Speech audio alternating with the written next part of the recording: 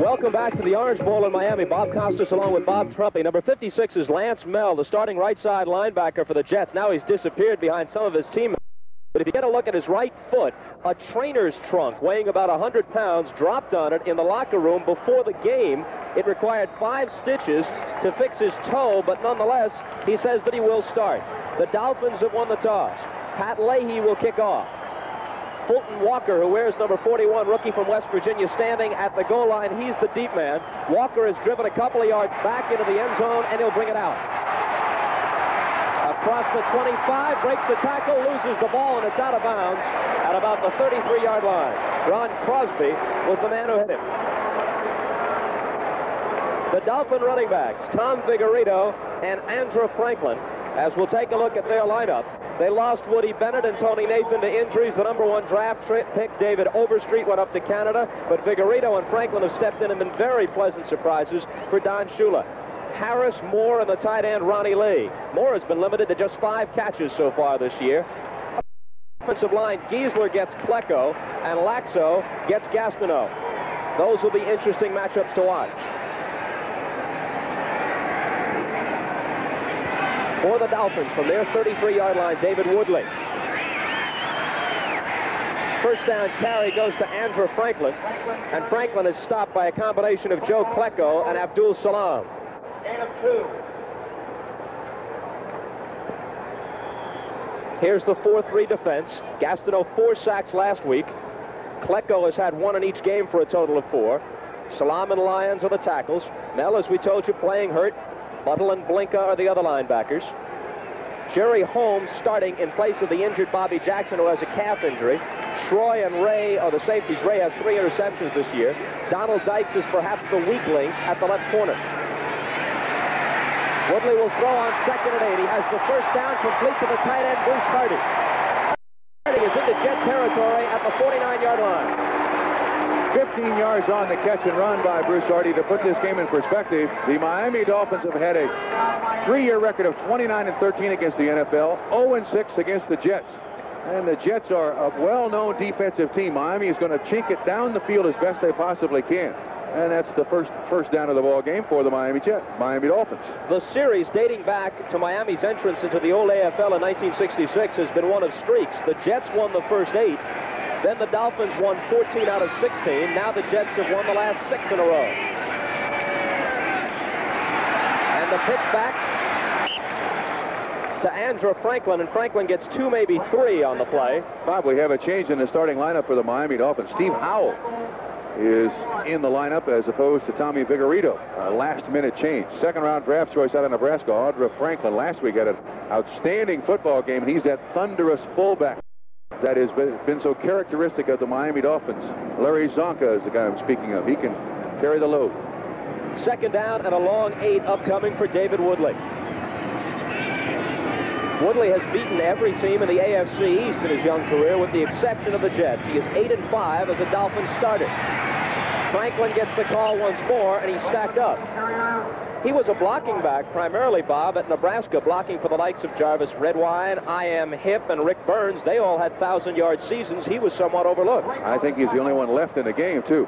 Watch this push up front by the Miami Dolphins offensive line, and then great recovery by the linebackers. The front 7 of the New York Jets, their 4 defensive linemen and their 3 linebackers. I can't believe there are 7 stronger people in the NFL on defense than those 7. On 3rd and long, Cephalo is in as a 3rd wide receiver. There's Nat Moore in motion. Johnny Lynn, who wears number 29, is in as the nickelback for the Jets, and there's another New York sack. Where they left off. Marty Lyons got there first, number 93, and Abdul Salam finished it off. One of the things about this New York Jet defensive line, they're all 4 very, very strong, and even though the defensive ends, Klecko and Gastineau, get all of the print, there's Marty Lyons. You know who he beat? Bob Kuchenberg, 5-time All-Pro, one of the best offensive linemen in the business. Sack number 1 for the Jets on the day. Bruce Harper, who in each of the last 4 seasons has led the AFC in total offense, rushing, receiving, and return yardage, awaits the kick from the rookie from Ohio State, Tom Orris. He was signed as a free agent. Orris with a low returnable kick Harper fields it at the 15, 20, 25, and out to the 28-yard line with a flag down on the play. While we sort out the penalty, let's check with NFL 81 in New York for an update. It appears the Baltimore Colts are going to lose to the Buffalo Bills for the second time this year. This is the kind of day it's been for Burt Jones and the Colt offense. Bills just smothering them. Bills out in front 23-10 in the fourth. Bob? Thanks, Bryant. We've got 11:29 showing on the first quarter clock at the Orange Bowl. And the referee, Dick Jorgensen, is about to render his decision. Jorgensen, the ref, John Keck, the umpire, Lagori Haggerty, the head linesman, Boyce Smith, the line judge, Roy Clammer, the back judge, Royal Cathcart, the side judge, Dick Dolak, the field judge. 5-yard face mask foul, number 36, kicking team, first down. I make a point that the New York Jets are the most penalized team in the NFL this year. 44, now 45 penalties. And the Miami Dolphins have historically been a very, very low penalized team. They had 19 penalties. The Jets did against Cincinnati. The Bengals accepted 14. Last week they had 15 penalties against the Oilers. Won the game in spite of that. Todd DeFree, and McNeil goes virtually nowhere. McNeil, the third player taken overall in the draft, the Jets' #1 pick, taken after George Rogers was grabbed by New Orleans, and Lawrence Taylor, the linebacker, was taken by the Giants. A.J. Dewey made the tackle, number 77. And once again, back at linebacker, there's the receivers of the New York Jets. Watch Wesley Walker, 4 catches for touchdowns out of 22 in the last 3 years. As you look at the offensive line, John Roman is starting in place of the injured Marvin Powell, who is still bothered by that knee, which kept him out of last week's Houston game. McNeil is in motion. On 2nd down and 9. Todd with time, fires wide open, and the diving catch is made at the 30-yard line. Pulled down by Bobby Jones, who would come in as the 3rd wide receiver. 30 yards on the catch, and one of the reasons that the New York Jets have this 6-0 stat against the Miami Dolphins for years is that they get ahead quickly, and it takes the Miami Dolphins out of their offense, which is run the football, establish the ground game. Bad coverage. The Miami Dolphins appear to be in motion. If you saw at the line of scrimmage when McNeil went through the entire set, there was a great deal of confusion. That's obviously something that the coaches of the New York Jets picked up from watching films of the Miami Dolphins. 1st and 10 on the 29 of the Dolphins. Richard Todd, a week ago, hit 25 of 39 for 312 yards and 3 touchdowns. Wesley Walker pulled in 8 of those for 128 yards against the Oilers. A first down pass by Todd to the sideline, and the catch is made. Derek Gaffney pulls it in. A pickup of 9. This is good field position now, and also a great position for the New York Jets as you look at the defensive front 3 of the Miami Dolphins. We'll also see a lot of Kim Bocamper in pass rushing situations. There are the 4 linebackers. Dewey perhaps the most active of the group. Ed Taylor starts in place of the injured Don McNeil. Taylor, a former New York Jet, too. Yeah, they cut him. Don Shula saw something in him. Blackwood, the leading interceptor on the ball club. He's picked off 3 so far for the Dolphins. 9:15 to play. Mike Augustiniak. And Augustiniak has a first down for the Jets. The Jets have forced the Dolphins to throw the ball a lot in their 6 consecutive victories. 2 reasons for that. They have shut the Miami ground game off on 1st and 2nd down, and they have also jumped ahead in most of the games. In 5 of the 6 Jet victories over the Dolphins in the last 3 years, New York has scored 24 points or more. Well, if they're patient here and don't make the mistake or have a penalty to kill their drive, they're going to be on top again first. From the 18-yard line, it's 1st and 10. Gaffney comes in motion. They give it to Freeman McNeil, their leading rusher, who's averaging better than 5 yards a carry. He gets 3 to the 15, where it will be 2nd down and 7. Another update from New York as we join NFL 81. Okay, Bob, before heading for the bus, the Colts have scored 1 final touchdown, this one coming with less than a minute left in the game. Burt Jones, 14 yards to Ray Butler. It's just going to make it close. Going to go to 3. 1 and 4, because it's 23-17. Bob? Okay, thanks, Bryant. So, if Buffalo is, as we assume, 3 and 2, if the Jets can beat Miami here, the Bills will be within a game of the Dolphins in the AFC East. A Miami victory would open the gap to 2. Todd fires into the end zone, touchdown, Barkham. Jerome Barkham, the tight end, with his 14th reception of the season, and the Jets are in front 6-0. Interesting thing about Jerome Barkham, he began his career as a wide receiver. They moved Rich Castor inside, then they traded him, moved Barkham back inside. He's not a big tight end. He plays somewhat like a wide receiver, not a great blocker, but he can get open. And Richard Todd, there had to be something wrong with the coverage. There are 4 guys within the space of about 3 yards. There's 2, and there's 2. Great catch. Coverage by Blackwood, not good enough. So now Pat Leahy comes on. He is 8 of 8 on his point after tries this year, and now make it 9 of 9. 1 penalty on the drive, too, which has been very uncharacteristic of the New York Jets. Normally, they get 2 or 3 penalties in every drive. Walt Michaels got to be very happy. 7 minutes and 52 seconds to play. Quarter number 1 at the Orange Bowl, and the Jets in front after their first possession, 7-zip.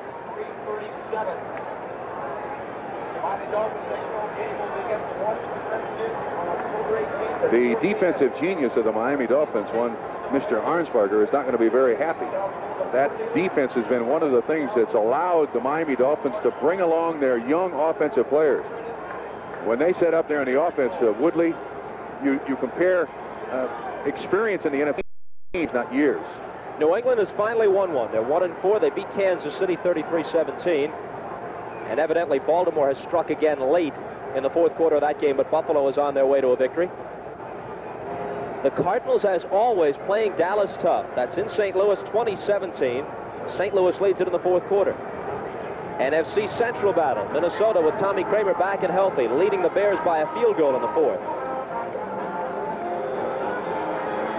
Richard Todd, 3 of 3 for 59 yards on that drive to 3 different receivers. You're looking at Pat Leahy, who was in his 8th season out of St. Louis University. He never played any college football. They don't play college football anymore at St. Louis U, but he did play on 3 NCAA soccer champions and was signed by the Jets as a free agent. Didn't the Jets and the Giants start the sidewind kicker fad 15 or 20 years ago with Pete Gogolak? Well, Gogolak was among the very first, and his brother Charlie. Fulton Walker to bring it out. Walker veering to the left sideline and gets to the 25, maybe 26-yard line before being stopped by Al Washington, number 52. And what's wrong with me? Our broadcasting buddy Jim Turner was a kicker for the New York Jets for years and years and years and years. He wasn't a sidewinder. I stand corrected. I apologize.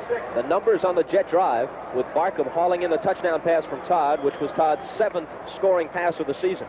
He threw 3 against Houston last week, 3 against Cincinnati a couple of weeks before. He was blanked against both Buffalo and Pittsburgh. The Jets 7, the Dolphins nothing. 7:40 to play, first quarter at the Orange Bowl. Hot and humid. Temperature up around 90 degrees. Motion along the line. A great play by Woodley.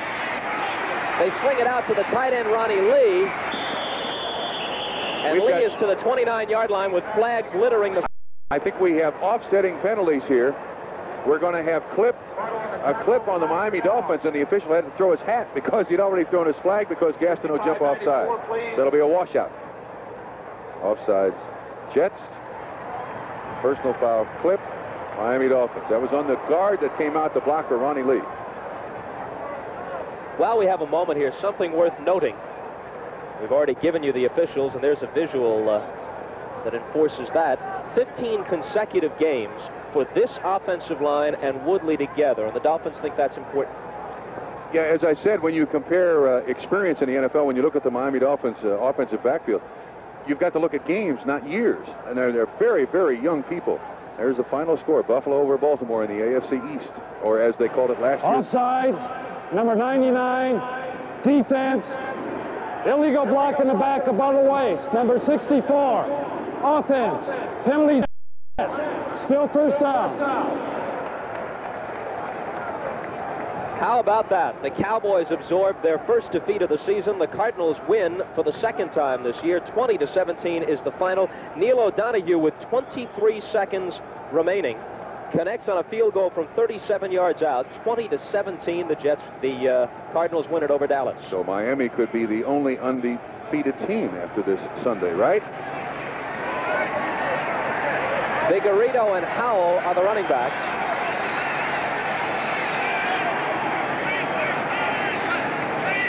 They set Howell off on a wing on the left, and Vigorito off to the right side as Woodley retreats and flips it out to Vigorito, and the rookie gets a very rude reception, led by Joe Klecko, number 73. Great coverage by the New York Jets. There was nothing there whatsoever. Now, Joe Klecko comes from the other side of the line. He is on the side of the defense. It's obviously a stunt inside. He sees the screen, comes across the line. This guy's one of the strongest, quickest defensive linemen there is in the business.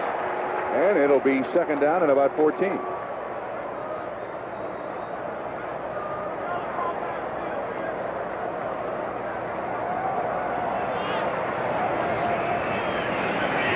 Welcome to those of you who have been following the Baltimore-Buffalo game. Bob Costas with Bob Trumpy at the Orange Bowl in Miami, and Tom Vigorito carrying on second down and 14 is drilled. No gain, maybe a loss of one. Greg Buttle from his left side linebacker spot comes up to grab him. Vigorito, who, as you may recall, had an 87-yard punt return for a touchdown in that Thursday night game early in the season against the Steelers, is primarily a pass receiving threat. As a running back coming into this game, he carried 19 times for 36 yards. That's an average of less than 2 yards a carry. So why'd they give it to him? Especially on 2nd and 14, which now becomes 3rd and 15. Did you answer my in a roundabout way? Why'd they give it to him? Probably nothing more than deception. Woodley now needs 15 to keep the football. He fires, and it's incomplete. Intended for Cephalo with the coverage by Jerry Holmes. This is very consistent with what's happened between these two football teams the last 3 years. The New York Jets, even though they've had their problems with other teams, they are 6-0 against Miami. Woodley now 2 of 3 for 10 yards. The Miami Dolphins have 1 first down so far, and there's 6:01 left to go in the first quarter. The numbers on Oris so far this year. Harper is standing at the 35-yard line of the Jets, who lead it by a score of 7-0 with 6:01 remaining in the first quarter. A high spiral, not especially deep. Two Jets collide with one another. If one of them touched it, loose. The Dolphin fans think so, yes, and sir. So does the official. Yes, sir. The ball belongs to Miami. Steve Scholl, number 52, comes out of the pack with the ball. That's a 49-yard punt by Oris. And what happened was the man in coverage by the Miami Dolphins pushed the defensive man. Let's see if we can pick up numbers. There's Harper waiting for the catch. You'll see somebody coming in quickly. That's 41 Fulton. I believe hits 20. It's 26 Dykes. And the ball is free. And recovered by, who did you say recovered it? Steve Scholl recovered it. Harper had no intention of making a fair catch, which is what he should have done. It wouldn't have helped, though. I don't think it would have helped one bit, Bob. So now the Dolphins with a chance to move in for the tying score. Howell and Vigorito are the backs. Woodley runs the option and keeps it. Woodley across the 20. Woodley may go in. He's inside the 5-yard line of the 4, where it will be 1st and goal Miami.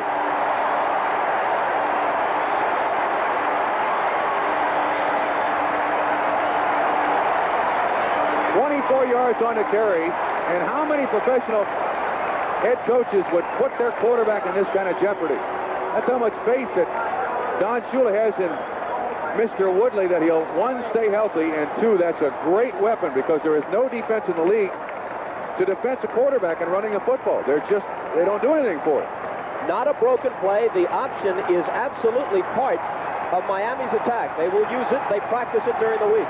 Miami ran the option 6 times last year against the New York Jets right here in the Orange Bowl. They lost, but it was an effective weapon. 1st and goal from just across the 4, and Andrew Franklin runs into a stone wall. Once again, that defensive line rises up. That was David Woodley's long as a Miami Dolphin, 24 yards. Andrew Franklin, the 13th running back selected overall in this year's draft. He was the last player taken in the 2nd round. 7 running backs went in the 2nd round, 6 went in the 1st, including David Overstreet, the number 1 pick for the Dolphins, but he flew the coop and went up to Canada. I wonder if he likes it up there. They've only won 1 football game. Vigorito and Franklin now are the backs. Hardy, the tight end, on the right side. They're going with 2 tight ends. Ronnie Lee is on the left, and now Woodley sees something he doesn't like and asks for a timeout. I don't believe he had the right people in the formation to run the play that he wanted. So with 4 minutes and 55 seconds to play in the first quarter, and the Jets up by 7, but the Dolphins knocking on the door. We'll be back after this. Michelob brings you the 7-day weekend, downbeat style. Whether it's jazz, classical, country, or rock, music and Michelob is always the perfect arrangement, because that smooth and mellow taste helps make any time feel a little like a weekend. Put a little weekend in your week. Deadline, Saturday, October 31st at Sears. Weatherwise radial tires are on sale. Sears Best all-season steel-belted radial. Now save 25%. Deadline, Saturday, October 31st at Sears. The Sears Die Hard battery is on sale, now with even more power than ever before. Only $54.99 with trade-in. Save $15. For great automotive values, you can count on Sears. Oh, how I hated to play. This is Bob Costas with Bob Trumpy at the Orange Bowl with the ball resting between the 2 and the 3-yard line. On the left has a 7-0 lead, but that may not last long. What do you think Don Shula has in mind on this play? I wouldn't be a bit surprised to see him come back with that option again. Why not? It worked very well. You know, you got to feel for Walt Michaels, too. They get on the board 7-0. Once again, a dumb mistake. It's one that you can't coach against. Donald Dykes was just trying to help out the punt returner, Bruce Harper, and they turned the ball over. It's happened to the New York Jets all season long. Second and goal. In motion, Nat Moore. They keep it on the ground. Franklin is there. Yeah. Loose football. They say that he got across. At least one official says he got across and has his arms upraised for the touchdown. Now, this is going to be a very crucial call because the NFL has made changes in the way they call this play. Touchdown, Miami. If he breaks the plane, it makes no difference. If he's in the air or on the ground, it's a touchdown. So Franklin scores a touchdown of his rookie season. The Jets obviously upset. Let's see if we can see the ball come loose here. A trap up through the middle, placed in the stomach of Franklin. He's got it. Ooh, I'll tell you what, I don't blame the New York Jets for being upset. That ball is loose when he scores. Keep that, producer Roy Hammerman. I don't believe that Andre Franklin was over the line when he lost the football. You saw the middle linebacker come in there, blink and make the hit, and I think that ball was loose before it crossed the line. Kuchenberg will snap, Strock will hold, and Uwe von Schamann, number 5, will tie the game at 7.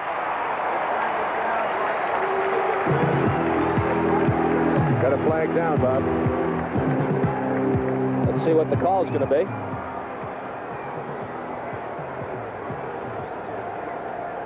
Dick Jorgensen, the referee. Offsides Miami. Have to do it again.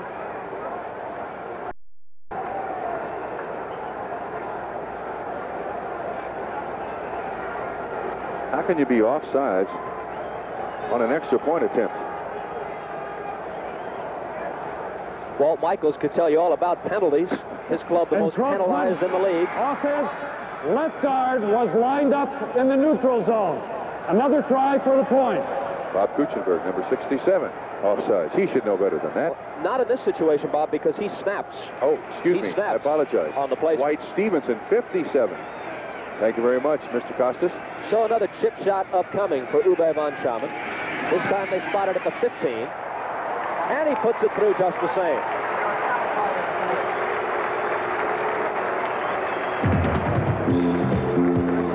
So it was Todd to Bartcomb to put them up 7-0. The Franklin run and the extra point by von Schamann has tied it. We'll be right back. Want to buy new cars, not for sheer desire to have a nice new shiny car, because they need a new car. They absolutely need new cars with good fuel economy, and they need value, and they need to get their money's worth. Let's talk about prices, and let's talk about interest rates. The average buyer, I need to tell this group, has literally been jolted by the so-called, one of you guys coined it, I guess, sticker shock, when he walks into a new car showroom. But he's been jolted even worse when they calculate for him what his monthly payments will be over the next 4 years, 48 months, and that's the monthly payment shock. We're going to try today to declare war on sticker shock.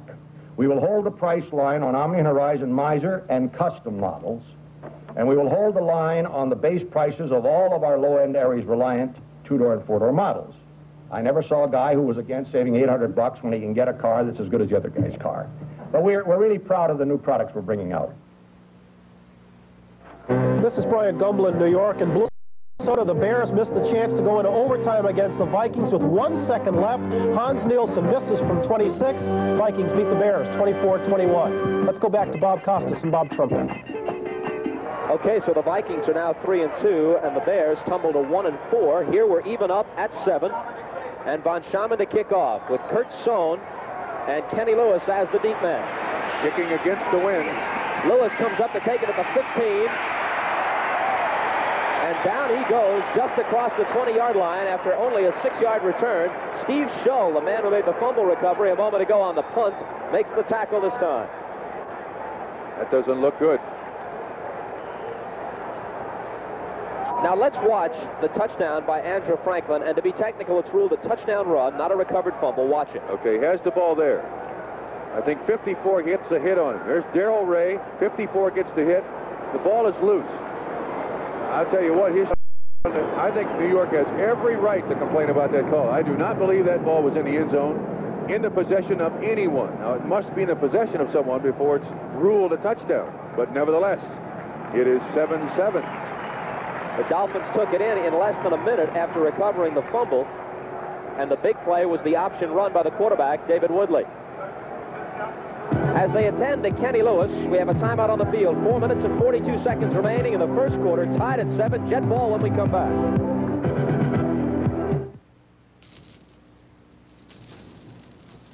To all independent business people who are losing their independence to the shackles of business details, IBM offers freedom.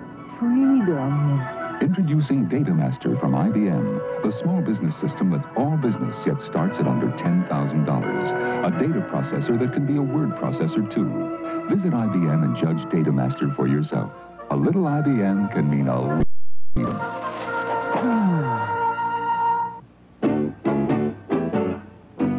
Ah, good choice. The beer with the taste for food. Natural light from Anheuser-Busch. Not too filling, but oh so satisfying. When you're ready, really ready to eat. What's more natural than natural light? Sunday, Chip's season premiere. The stunt is suicide. The stunt man is John. John, you can't, man. It's insane. Chip's on NBC. If you can, pick up his right leg. Kenny Lewis, number 20, the New York Jets. We'll see a flying body come in. It looks like Steve Shull, 52. Watch the right leg. That's a hyperextended knee. Hopefully serious damage, but it's definitely right knee damage. He is off on the sideline under help from his friends. And now the Jets have the ball back. A week ago, the Miami defense was really roughed up by Baltimore, even though the Dolphins were able to win the ball game by a field goal. They yielded 514 yards in total offense to the Colts. Let's see how close Richard Todd can come to that today. Todd swinging it out, and the catch is made by Augustiniak, and Augustiniak has a first down, picking up about 11 on the play. New York is doing a good job of mixing up their plays. Augustiniak, a year ago, was a purchasing agent for a small auto parts warehouse in Indiana. This guy is a rags to riches tale. But you see A.J. Dewey blitzing up there for pass rush, and that means that only Brzezinski is out there for the coverage. There's Roan on the tackle, 55 of the. That's first and 10. Todd is 4 of 4 so far for 70 yards.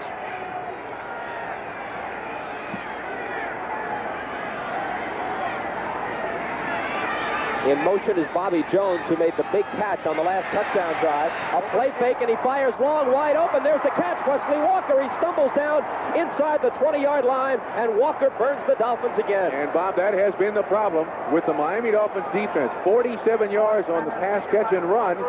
Last week, Ray Butler of the Baltimore Colts almost single-handedly beat them. For some reason, their defensive backs, the Miami Dolphins, are getting no coverage. This is the same play that Bobby Jones caught, fooled our cameraman, which is not easy to do. An excellent reception, worth repeating. Wesley Walker in the last 3 years, 22 catches, 4 for touchdowns against the Miami Dolphins. They spot the ball right at the 20. Walker, for his career, averages 23 yards per catch. Greatest figures in the history of the NFL. Augustiniak slides through the hole and is down to the 10-yard line. Surprising. This is going to be a first down. They're going to spot it inside the 10. It's going to be 1st and goal for the Jets. One of the great matchups today is we have Joe Fields on Bob Baumhauer. Fields, the center of the New York Jets. Baumhauer, the nose man of the Miami Dolphins. And we got to give the nod there to Joe Fields. He did an excellent job along with Rasmussen and Alexander, the guard. Cleared it out for Augustiniak. He hesitated at the line of scrimmage, let the hole open up, picked up good yardage. The Todd to Walker pass, by the way, a moment ago covered 47 yards. For Todd, his longest completion of the season. Audible. Looking. Oh, touchdown. I don't believe it. Wesley Walker. That ball just fluttered out there, could have been intercepted, and wound up in the arms of Walker for 6. Todd now 6 for 126 yards and 2 touchdowns. And I'll tell you what, there is no way this ball should be thrown. No way. Look at that duck. And a great catch by Wesley Walker for a touchdown. And the Jets, through the first 4 weeks, have said they've gotten no breaks. Look at this. They got a great break right there. I don't know if Ed Taylor, number 45, the former Jet, got a finger on it or not, but he overran the ball, and Walker gets the touchdown. Well, his 4th touchdown reception of the season. That's certainly not the way they draw that play up, but nevertheless, they'll certainly take the 6 points. We got movement everywhere here. The kick by Leahy is good, but let's see what the flags are all about. Bob, that was an amazing play. There was a linebacker in front of the pass. Ed Taylor had the man covered. It was great individual effort by Wesley Walker. And Richard Todd had the guts to throw it in there, end over end, but nevertheless.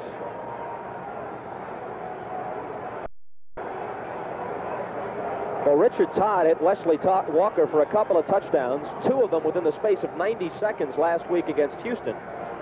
Now he's found him here in the first quarter. For Todd, his 2nd scoring pass of the period. Contact before the snap. A 5-yard penalty will be assessed on the kickoff. We will No, the kick was good. The kick was good. Why do you have to re-kick it? I don't understand why you have to re-kick it. Evidently, the flag went up in the air before the snap, negating the play entirely. Okay. But then they should put the penalty on the kick right here. In this situation, I guess they figure the offensive team does not benefit enough because the ball's too close to the goal line as it is. Well, nevertheless. The kick by Leahy is good. 2 minutes and 18 seconds to play in the first quarter. The Jets will pick up 5 yards on the ensuing kickoff, and they lead it now by a score of 14-7. For the past 4 years, the Sylvania Superset has beaten RCA and Zenith in an independent test for best overall color picture. What about Sony? And now, for the 5th time, more people once again picked the 19-inch Sylvania Superset over RCA and Zenith for best color picture. What about Sony? And this year, we even tested against Sony and won. The Sylvania Superset.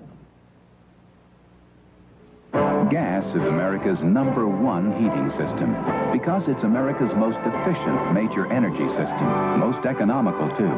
So when America heats with gas, it saves energy and money. New fuel-saving gas heating equipment can make our most efficient energy system even more efficient and save you even more money. You can be energy efficient too. Use all energy wisely because the future belongs to efficient. Next Saturday, don't miss the exciting return of NBC Sports World, featuring hard-hitting World Championship boxing. Then, 1 week later, the world's finest Grand Prix drivers gather in the heart of Las Vegas for live coverage of the Caesars Palace Grand Prix, starting next Saturday on NBC. Richard Todd is 6 of 6 for 126 yards so far, and he has hit 5 different receivers: Walker, Jones, Barkham, Gaffney, and Augustiniak. I wonder if he'll talk to the press after this game. Last week, he didn't talk to the press because they'd been rather rough on his teammates, he and his teammates, the first 3 weeks of the season. Actually, though, that has been his policy for a few weeks, so he contends it had nothing to do with any specific column or story written about him. Meanwhile, this one is busting out across the 40-yard line. Mike Kozlowski returns it 38 yards, and the Dolphins are across their own 40. Let's see where they'll spot this, at about the 43. Next Sunday, join host Bryant Gumbel for NFL 81, all the highlights, scores, and late-breaking news from all the games. Then regional NFL action featuring 2 long-term rivalries as the Browns meet the Steelers and the Raiders take on the Chiefs in Kansas City. Check your local listings for the game and time in your area next Sunday on NFL 81. You know, Bob, I got to think that the Miami Dolphins coaching staff, Don Shula and company, do not want to play a second successive game in which they've got to outscore their opponents to win. They did that against Baltimore, and normally, if you win, you're lucky. They need more defense than they've exhibited so far today. Harris right, Moore left, and the pass goes to Doriel Harris. Harris is into Jet territory for a first down at the New York 41. Jerry Holmes, starting in place of the injured Bobby Jackson at left corner, makes the tackle with help from free safety Darrell Ray. 17 yards on the catch. And Woodley's got good presence here. Looks the safety off and then watches Doriel Harris, a bullet. Harris is averaging 18 yards per catch, but still has yet to down this season. We're still in the first quarter. 1:35, and the clock is moving. Good news for New York Jets fans. Kenny Lewis apparently has nothing more than a bruised thigh. Probably will not return. It certainly looked like a very devastating knee injury. Glad to hear that. Howell and Vigorito line up in the I, and the give is to Vigorito, the second man through. Vigorito 35, 34, and spun down at the 33. You told me he was a receiver. Prior to that play. That's one of the things about a Don Shula coach team and the Miami Dolphins. They find these people, I don't know where. In the case of Vigorito, he's out of Virginia, a rookie 5th-round draft choice. That's rather impressive, 138th player taken in the draft. But somehow Don Shula finds the magic, the one key to open up the potential of all these players and get them out there on the field. They got free agents all over the place, and they play very good football for the Miami Dolphins. You know, even when they rebuild in Miami, they don't go 4-12, they don't go 5-11. They rebuild at 8-8. You're right. And then they're back in playoff contention a year or two later. Andrew Franklin, who scored the Dolphin touchdown earlier in this quarter, struggles to the 30-yard line, but that's enough for a first down. Watch 99. Gastineau. He is on Laxo today, offensive tackle, and these guys set up for the pass rush. You can see he just kind of leisurely jumped up the field to make sure nothing came wide. But he sacked Ken Stabler last week 4 times. Look at that. And what a Hulk. What a Hulk. This guy can play. The Jet defense forced 3 fumbles, had 3 interceptions, and a safety, held Houston at 221 yards a week ago. Woodley off the play fake. Unloads, had a man open and missed him, incomplete. Nat Moore. Woodley now 3 of 5, 26 yards, and obviously took a bad hit. Gastineau and Klecko converged on him and hit him just as he delivered. They will do that to you all day long. Here's Jimmy Cefalo. You want to know why this pass was incomplete? Well, watch Cefalo. Maybe he should have thrown it to Cefalo as opposed to who he was intended to throw it to. Well, Cefalo was wide open for a possible 6. Moore was wide open for a long gain. Woodley missed them both, and now it's time for Don Strock to warm up. Now, Strock, as you remember, sat behind Bob Greasy for almost 6 years, 7 years to be exact. And then everyone expected Don Strock to be the walk-on replacement for Bob Greasy. Well, Don Shula, with David Woodley, discovered this raw talent, and Don Strock now sits behind David Woodley. So far this season, he's 7 of 10 for 70 yards and 1 touchdown, 1 interception also. But he's a pocket passer. When you go into a game expecting David Woodley to be your quarterback, suddenly he is hurt Don Strock, now you got to change your thinking all the way around. All the offensive coaches of the Miami Dolphins now got to be thinking something entirely different. And of course, against this front four of the Jets, which has raised Cain the past couple of weeks, the mobility of Woodley was a very big Dolphin asset. Excellent point. You are absolutely right. And I'm sure they designed a great many rollouts. And Woodley throws the ball very well on rollouts. I can't see what they're messing with. On David Woodley, the doctors are out there. Well, he was holding his head, so evidently, at the very least, he got his bell rung. Let's watch it. All right, from behind the quarterback spot. Gastineau and Klecko, that's a quarterback sandwich. I think he probably just got hit in the sternum or the ribs, compressed his ribs somewhat. Hopefully it's not cartilage damage or something serious. He is walking rather gingerly. Standing ovation at the Orange Bowl for him as he comes to the sideline. And that is a devastating blow to the Miami Dolphins. They have him out of there. You can throw away the option now. You can throw away the rollouts. Don Strock is a big kid. He's 6'5", 220, and he is a pocket passer. Vigorito and Howell are the backs. Strock in his 8th year out of Virginia Tech comes in a 2nd and 10 situation with 30 seconds to play in the first quarter. The Jets lead at 14-7. He completes his first pass. Vigorito is the receiver. Vigorito at about the 25. It'll be 3rd and 5. Well, that's one way to shake the jitters of a quarterback who has been on the bench for a while. Throw the football. Most of the plays for the Miami Dolphins are now called by Don Shula. Bob Greasy, now an assistant coach, probably the highest paid assistant coach in the history of the NFL. Still living out his personal services contract with the Miami Dolphins. And they do the play calling for the quarterbacks. Shula does not wear the headset, unlike most NFL coaches on the sideline. They'll send the plays through John Sandusky with Greasy's suggestions upstairs, and then he passes them on to Shula. We're coming right back. Economy. Value for your money. That's what you'll find in all new General Motors cars and trucks at GM dealers. You'll also find a financial institution whose only business is automotive financing. That's GMAC. You know, even when money is tight, credit is available from GMAC and at rates that make good sense. Ask a GM dealer about GMAC, the financing people from General Motors. Rainmaker to ground. Okay, Rainmaker. One more, how to do it? Raj picking us up a radio. Tell that fire not to go anywhere. Bullseye! You got it! Does that mean it's Miller time? Roger. Over and out. Well, it's time to relax. One beer stands clear. If you got the time. Miller's got the beer. Bottom of the 9th, bases, ball, 3-2 pitch. Radio! Oh, now we won't know the score. None of the scores. Where's Pete going? For the latest national sports reports, call Dial It National Sports. He got the score. Sure, I called Dial It National Sports. So who won? Hey, Pete, you want to go deep sea diving? 900-976-1313. Dial it twice. We're talking to you. This is Brian Gumlin, New York. Out in Anaheim, the Rams have scored again. Pat Hayden faking into the line with Cullen Bryant. Instead, going to the outside to Wendell Tyler for a 1-yard touchdown. And the Rams are out in front of the Browns comfortably, 14-3 in the second. Let's go back to Bob Costas. All the photographers are taking shots of David Woodley as they tend to him along the sideline. Don Strock is now on in relief as we begin the second quarter. At the end of the first 15, the Jets lead it by a score of 14-7.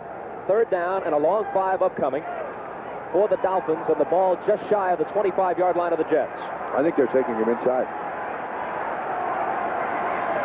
He is walking along the sideline now. Let's see if they do take him to the locker room. Vigorito and Giaquinto are the backs. Strock needs 5. He lobs one out in the direction of Harris, and it's broken up.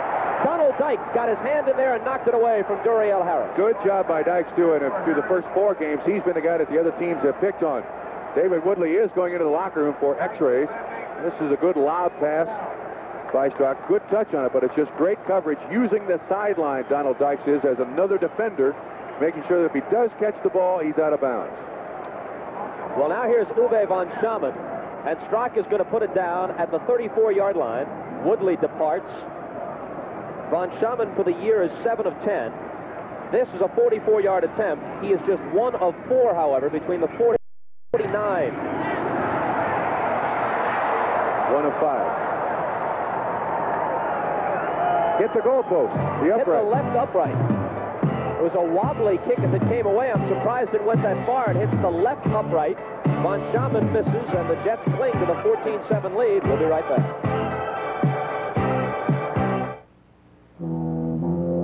You're looking at rust close-up. It's already breeding, building up inside a car radiator after just 10,000 miles on weak, neglected antifreeze.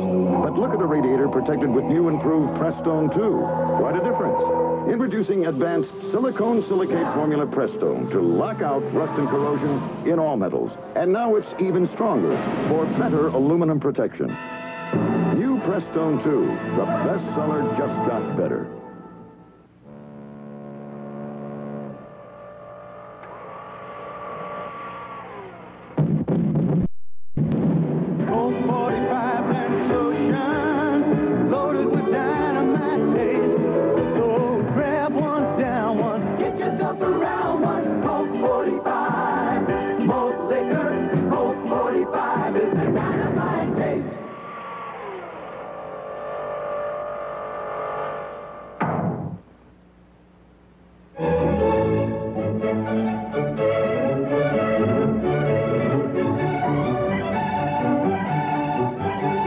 Follow the bouncing ball next Sunday on NBC Sports.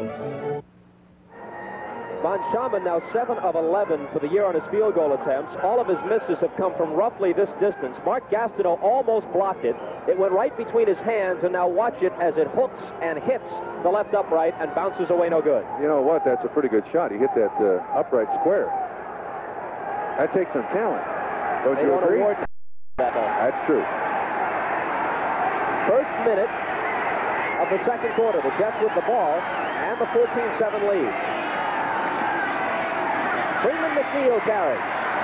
And the rookie from UCLA has 7 yards. McNeil carries. Well, it now becomes very imperative if you're a Miami Dolphins fan that the defense rise up, realizing that David Woodley probably will not come back. They're going to have to keep the New York Jets close. 7 points the Dolphins can get, but with Freeman McNeil in there, look at that. 8 yards on the carry, 7.5 yards on the carry. Now 2nd and 2. You and I can call plays for 2nd and 2, Bob. Took the Jets a while, a couple of weeks before they began using McNeil as liberally as they now do. But you were telling me earlier, you think that this guy, here he is again, McNeil, and he's close to the first down, looks like he has it, that he has a chance to be one of the most dangerous all-round backs in the NFL. We'll pick up on that point when we come back. Let's go to New York. Okay, Bob, I agree with you on Freeman McNeil, by the way, but out in the Bay, Denver has proved ahead of the Oakland Raiders. Dave Preston from 4 yards out, Broncos out in front of the Raiders, 7-0. Let's go back to Bob Costas, Bob Trumper. Bob, let's see if Brian agrees with me on this. I think every time the Jets take Freeman McNeil out of the offensive lineup, they're doing their opponents a great favor. He is that good a running back right now, 5 games into the season. Both wide receivers on the right side as Augustiniak carries. They open a hole for him. He's across the 40. Gets about 5 on the first down play. Ernest Roan, Miami's top tackler. He's been in on 49 tackles prior to today. 36 of them unassisted. Roan made the tackle. This is going to be a big test for the Miami Dolphins defense. And I would imagine that now with the score 14-7, and just about everything the New York Jets are doing is good, if we're going to see a lot of Freeman McNeil. Although the Jets have 7 running backs that they bring in and out in special situations, I think they're leaving those 2 guys in there as much of the ballgame as possible. Johnny Lamb-Jones, who's been bothered by tendonitis in his knee and did not start today, is in a slot on the right. And the pass is complete to Wesley Walker for the first down. Walker out of bounds near midfield. Wow, Richard Todd is now 7 of 7 for 131 yards. And this is very, very soft coverage by the Miami Dolphins defensive backs. You see the play fake, holds the linebackers slightly at the line of scrimmage. Look how far off this guy is. It looks like it's underneath coverage coming from 47, who is Blackwood. He should be there to support that pass route. Walker has been bothered by a variety of injuries, some serious, some of the nagging sort, for the past 2 or 3 years. And some observers had speculated that he was getting a bit gun-shy as Augustiniak tries to turn the corner.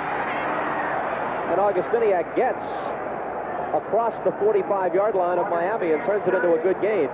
But some people had speculated, as we Walker, that he was no longer as aggressive a player as he once was, but he has dispelled those notions the past couple of weeks. Well, Walker, number 1, is only 179 pounds, if he's that. He may be that the first day of training camp, but he probably plays at about 174 or 175. And you can take a pounding out there catching the ball over the middle, which he is more than willing to do. Second down now, and a yard and a half. Augustiniak is not supposed to have the kind of speed which enables you to turn the corner, but he got 8 on that play. 2nd and 2 coming up. Freeman McNeil and Tom Newton are the backs. McNeil is asked to get 2 yards. He'll get that and then some. McNeil cutting back and down near the 20-yard line of Miami. A first down for the Jets. 19 yards on a carry by Freeman McNeil. Last week he had an exceptional day, his best so far as a Jet. He carried the ball.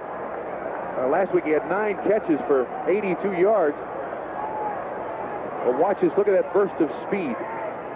He's not only a tough runner, but that's now 5 carries, 25 yards, and most of that 25 yards right there. I wouldn't take him out. I'd leave him in there. Well, he gets a breather, and Bruce Harper comes in, joining Tom Newton in the Jet backfield.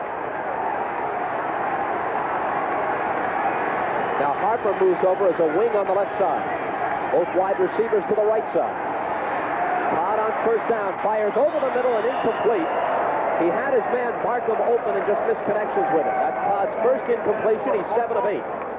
Question for you. Why, when you run the ball down the field so very, very well, do you go away from it? I'd keep running it.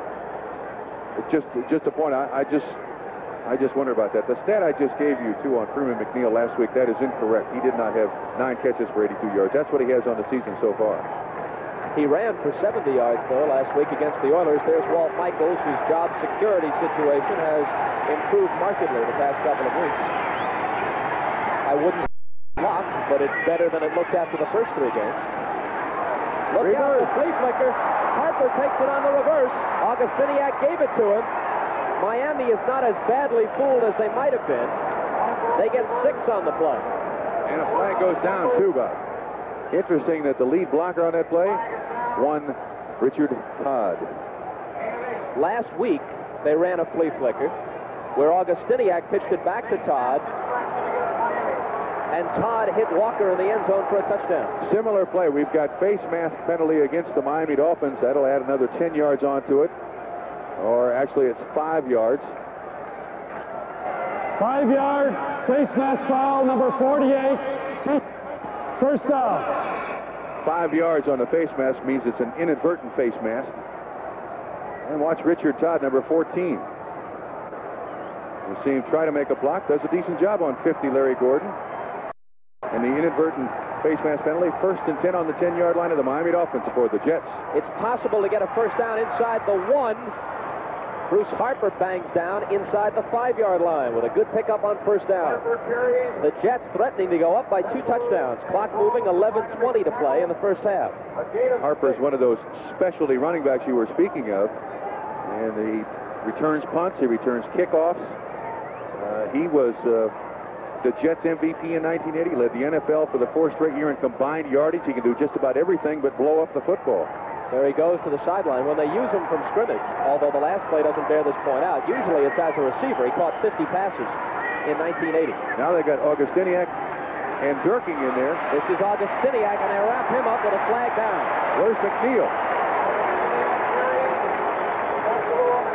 Veselu collared him, and let's see what the call will be.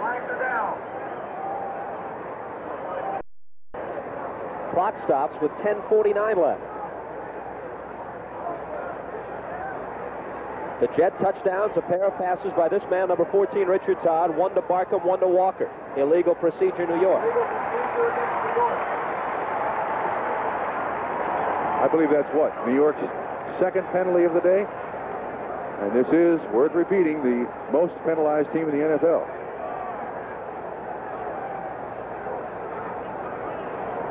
They've got a big crowd at the Orange Bowl. It's not quite a sellout, but there are more than 70,000 here.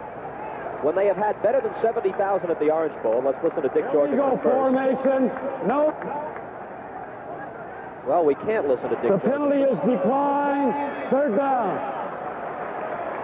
The gist of the message is 3rd down upcoming. And the ball pushed back just beyond the 5-yard line. Technically, they can get a first down inside the 1. That's their first penalty. I thought it was their second, but just their first on the day.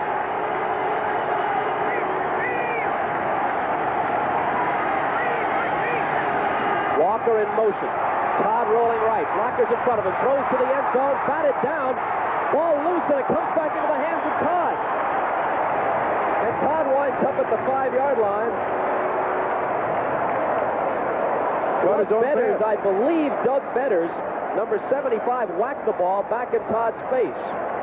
Caught his own pass. That doesn't happen very often. Now watch this very closely. 14 on the rollout. His intended receiver, 42. Bruce Harper. Watch what happens. No, it's 59. Brzezinski gets his hand up, comes right back to Todd, and he turns runner.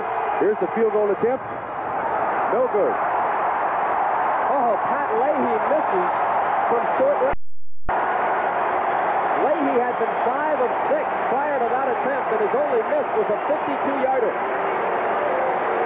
But this time he misses from short range, and the Dolphins dodge a bullet and are down by only 7 at 14-7. Pat Leahy parading himself on the sideline. 10:06 to play, second quarter. George said, we're going to buy a Corona portable kerosene heater. And I said, it'll smell funny. It doesn't. I said, it's dangerous. But George showed me the UL sticker. I said, bet it's dirty. It's not. George said, we'll save lots of money on heat. And we have. George is usually wrong, but I gotta admit, he sure knows his hot air. Cozy up to Corona. Stay warm and safe. Quality and value in a new American car, you joking. Unfortunately, to many Americans with responsibilities, it's no joke. Plymouth, yes, Plymouth is changing that with the new Reliant K. The highest mileage 6-passenger front-wheel drive car in America. Firm, quiet, built with advanced technology. Plymouth Reliant K. The American way to get your money's worth.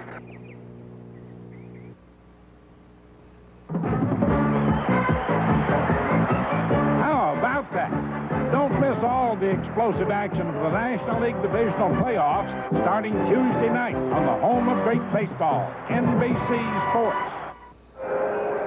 Pat Leahy is a 65% career man on his field goals, one of the best marks among active kickers, and he was 5 of 6 this year. Prior to this attempt, he misses from 23 yards out. And he knew immediately. Incidentally, that pass from Richard Todd to Richard Todd counted completion and a reception. So the Dolphins, who moments ago appeared like they would go down 21-7, are now still within a touchdown as Andrew Franklin carries on first down.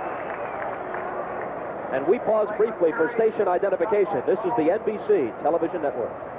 This is WNBC TV, New York. Franklin got 5, and it's 2nd and 5 upcoming. NFC Central action. Detroit, which last week beat Oakland, leads Tampa Bay 10-7. And Denver, trying to make it 2 in a row this year over the Super Bowl champions. They beat them in the opener, as you may recall. Broncos lead early 7-0 over the Raiders. They swing it out to Hardy, the tight end, who drags the tackler, Kenny Stroy, as far as he needs to for the first down. Excellent job by Don Strock of recognizing the defense. That was a blitz by the outside linebacker. That means that the tight end will then be hot. And by hot, I mean, you watch 56 up tight on the coverage. By hot, I mean, if there is a blitz, he is the prime receiver. And he struggles enough to get a first down. The Dolphins must maintain ball possession here to keep their defense off the field. It doesn't appear that the defense can stop the Jets so far this afternoon. In case you just joined us, David Woodley was belted by Klecko and Gastineau late in the first quarter. And he went to the sidelines. As of yet, we have no official report on his condition, but he walked off very, very slowly, and Don Strock, the veteran, has come on to relieve him. A lower back bruise is what the diagnosis we understand is. Howell carried on the play, and Marty Lyons made the tackle. Well, this will be a good test for Miami and the New York Jets. Their vaunted offense against the Jets' vaunted defensive line. Let's see who wins in this situation. Tom Vigorito is back in on 2nd down and 6. Strock to the air. He has time. Fires. Got a man open. The catch is and out of of bounds inside the Jet 40-yard line by Nat Moore. Moore had gotten off to a slow start with only 5 catches through the first 4 games. 24-yard pickup on that one. This guy is the Miami Dolphins' all-time leading receiver. He still has not scored a touchdown in 1981, but he is dangerous, he is durable, he's averaged almost 50 catches a year over the last 7 or 8 years, and along with that, 6 touchdowns. And Miami now exploiting the New York Jet defensive backs, which seems to be the weakness of their football team. And the crowd at the Orange Bowl very much into it. On occasions when they've drawn more than 70,000 here, which appears to be the case today, the Dolphins are 19-2. They swing it out to Harris, who sheds a tackler, and then Duriel Harris is brought down at the 35. Struck now, Bob. Struck now 4 of 5 for 39 yards total, and that was a great play by Duriel Harris. Struck is a little quick here on the delivery. Now watch the catch that Harris has to make. And then he can't get behind Giesler, 79, the offensive tackle. And the pursuit of the Jets gets out there. 56 Mel with the 5 stitches in his toe from the trainer's locker dropping on it before the game on the tackle. 7.5 minutes to play in the first half. The Jets 14, the Dolphins 7. Vigorito carries on 2nd and 7, and he's yanked down by Mark Gastineau. Jet fans will recall Gastineau exulting over a sacked Kenny Stabler a week ago against the Oilers. He doesn't make any secret about his feelings on the field. The self-appointed cheerleader of the New York Jets defense. And Bob Greasy, now a coach for the Miami Dolphins, former quarterback, talking to him before the game, and I said, give me 10 words on the New York Jets. He said, they got 4 players I'd start any franchise they'd give me with. Powell, Ward at offensive tackle, Gastineau, Klecko at defensive end. And I said, why? And he says, because they beat each other up in practice, and they're all 4 going to be all pro. Powell today, he's out with a knee injury. John Roman starting in place of him on the Jet offensive line. This is 3rd down and 12 for Strock and the Dolphins. He fires, he's got a man there, and he missed it. Jimmy Cephalo was open, and Strock missed it. Strock is 4 of 6 so far in relief of Woodland. Slightly overthrown. And that's probably attributable to the fact that Don Strock doesn't work with the first offense. It's David Woodley's responsibility to work with the first offense. And just that split second of timing is off between the second-string quarterback and the starting receiver in Cephalo. But very close. Just about 6-inch fingernails away from being a reception. Now, 3rd punt for Orris of the Miami Dolphins. His first 2 have averaged out to 37. One of them led to a Dolphin touchdown as the Jets had a mix-up. As they attempted to receive the punt, it led to a fumble. The Dolphins recovered it and went in. Orris is aiming for the coffin corner, but this one goes into the end zone for a touchback. So the Jets will have it at their own 20-yard line. A 50-yard punt with no return. 6 minutes and 30 seconds to play second quarter. Jets with the ball and the lead. The 1980 Winter Olympics. Hockey team captain Michael Uzioni helped clinch the gold for the U.S. I'm Michael Uzioni, the artist. Budweiser asked me to paint with these to help raise funds for America's Olympic athletes. Now you can own my painting and help our athletes train for 84. After all, there are a lot of Picassos. There's only one, Uzioni. Call 1-800-325-1488 for more information. 10 tough, mean beards versus one Bic shaver. Can one Bic shave them all? Bic, say your prayers. My beard's gonna send this Bic to the shop.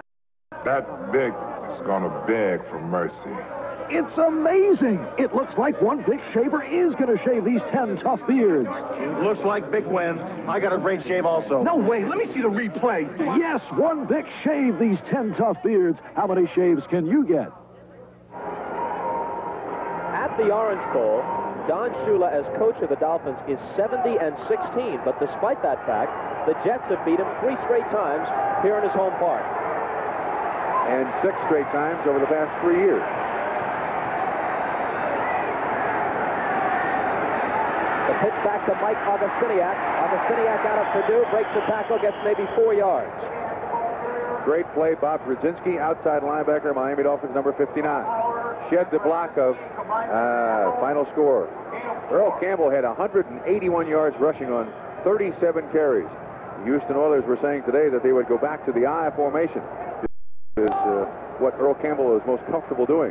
Well, it certainly worked. 17-10 over Cincinnati. Let's make a correction on that punt by Orris. Just before we went to the commercial, we got some figures hastily. It was a 30-yard punt into the end zone by Orris, not a 50-yarder.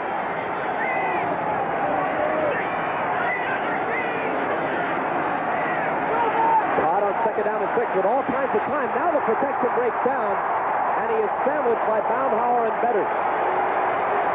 That had to be good work by the Miami secondary because Todd had plenty of time to find somebody, and everybody was blanketed. That is the Miami Dolphins' 18th sack of the season, which leads the NFL going into today. Last year, they had 27 total. There's nobody to throw it to. Good coverage, finally, by the Miami Dolphins defensive backs. Well, they had 17 coming in to lead the league, but the Jets were right behind them with 16. Yeah, so now the Jets have 17, the Dolphins have 18. The one sack cap on Strunk, I believe. I think he got Woodley earlier. Yeah, you're right, he got Woodley, excuse me. 3rd and 12, the ball at the 18-yard line, the clock moving, 5:08 to play in the second quarter. They keep it on the ground, and Augustiniak will not get the first down. He gets perhaps 7 on the play. And Chuck Ramsey will make his appearance and punt the ball away for the Jets. And listen to these Dolphin fans.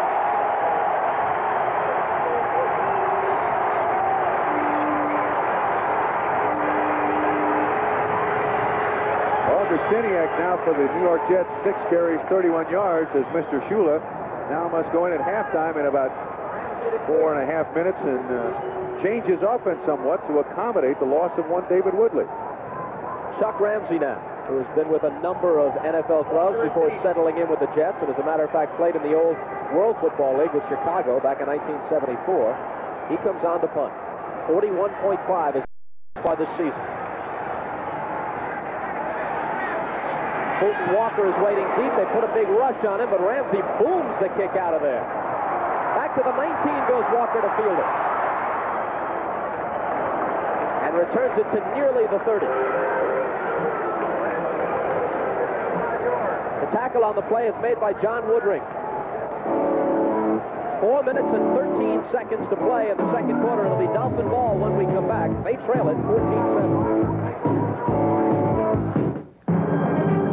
Let the Radio Shack TRS-80 Model 2 give your business the competitive edge. Hey, a TRS-80. You bet. And Radio Shack's programs do my accounting, payroll, inventory, even word processing. But was it tough to set up? Not at all. The TRS-80 has low startup costs, requires no formal training, and it's expandable. Saves me time and money, and that's the competitive edge. The TRS-80 Model 2 from $38.99 only. Radio Shack, the biggest name in little computers. Denny's introduces the Beefadelphia sandwich.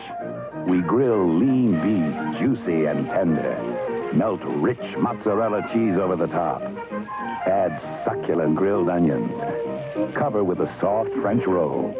And serve it all for the special introductory price this month of only $2.99. The new Beefadelphia sandwich only at Denny's, where you'll like our prices and you'll love our food. Next Saturday, don't miss the exciting return of NBC Sports World, featuring hard-hitting World Championship boxing. Then, 1 week later, the world's finest Grand Prix drivers gather in the heart of Las Vegas for live coverage of the Caesars Palace Grand Prix, starting next Saturday on NBC.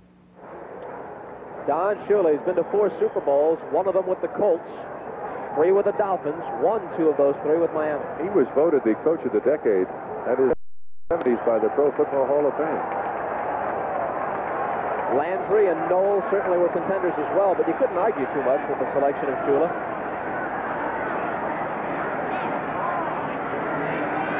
Rock keeps the ball after the fake and rolls right. What's that?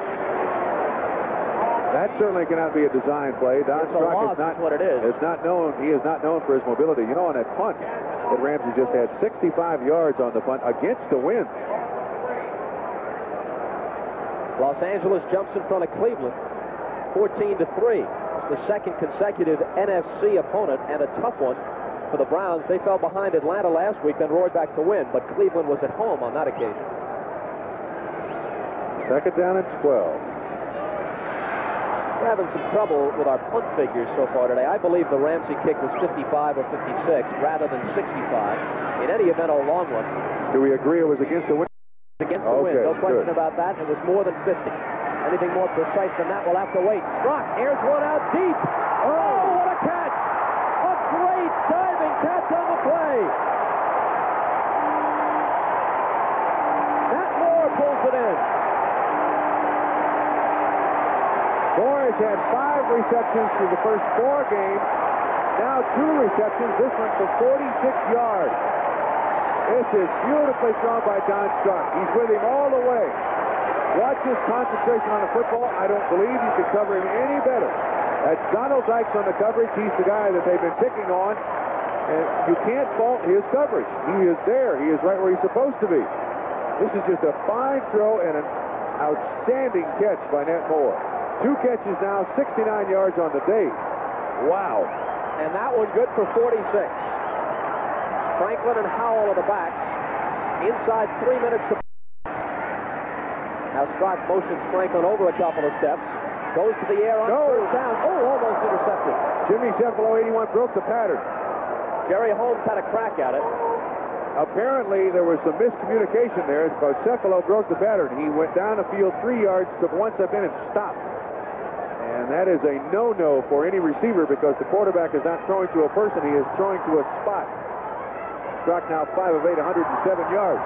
I think he's trying to explain what happened. Bobby Jackson is in the game now for the Jets, wearing number 40. He did not start because of a calf injury, but now Donald Dykes has gone out, and Jackson is in at his corner. So Jackson and Holmes are the corners now for the Jets. Second and 10 from the 26 as Stock completes it. It'll be first down and goal to go. Jackson had the coverage, and Harris made the catch.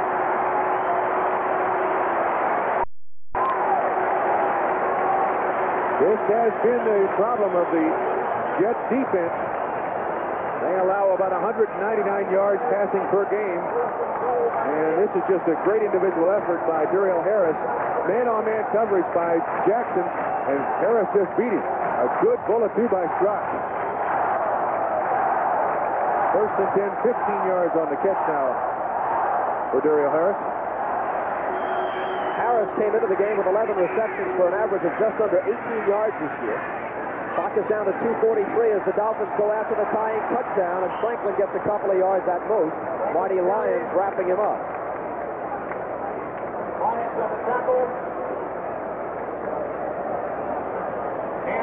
For Franklin thus far, 8 carries for just 15 yards. And you know, the Miami Dolphins have rushed for just 22 yards in the first half, which is something that Don Shula does not like to do. He likes to run the ball a great deal. They average about 145 yards per game. Last week, 119 against the Colts. He would rather run the ball than throw it. If they keep it on the ground here, we'll get the 2-minute warning after this next play. 2:05 as Scott calls the signal. Well, they'll put it in the air, and they'll still come down inside 2 minutes. Oh! Almost intercepted by Holmes. My goodness. That's a 100-yard interception return if he can hang on to the ball. And stay in bounds. This is very, very close to being the ultimate disaster for a quarterback. He's looking all over the place. In desperation, throws it out here. Watch out close. Oh, my goodness. That was... Whoa. Look at Lance Mel. Oh, hands on helmet. Well, you'll get another chance, Mr. Holmes. Holmes is kicking himself, but if he had pulled that off, it would have been a heck of a play. It wasn't a cinch by any means. He's normally a nickelback, too. There's Mr. Strong. I'm sure Don Shula is exhorting him. Listen, don't do that again. 1:57 left to go in the half. We have the 2-minute warning, I believe. Yeah, we are at the 2-minute warning. 14-7. The Jets are in front. If the Dolphins can go into the locker room with this game tied, they got to feel awfully good about it because a few moments ago they were in danger of going down 21-7. Now they're knocking on the door for a possible tie, and we'll come back after this. A time comes when you must watch your money carefully, so quality and value are a necessity. Can you find them in an American car? Absolutely. In Plymouth. Yes, Plymouth. The new Horizon Miser, built with advanced technology and front-wheel drive for the best gasoline economy of any American car.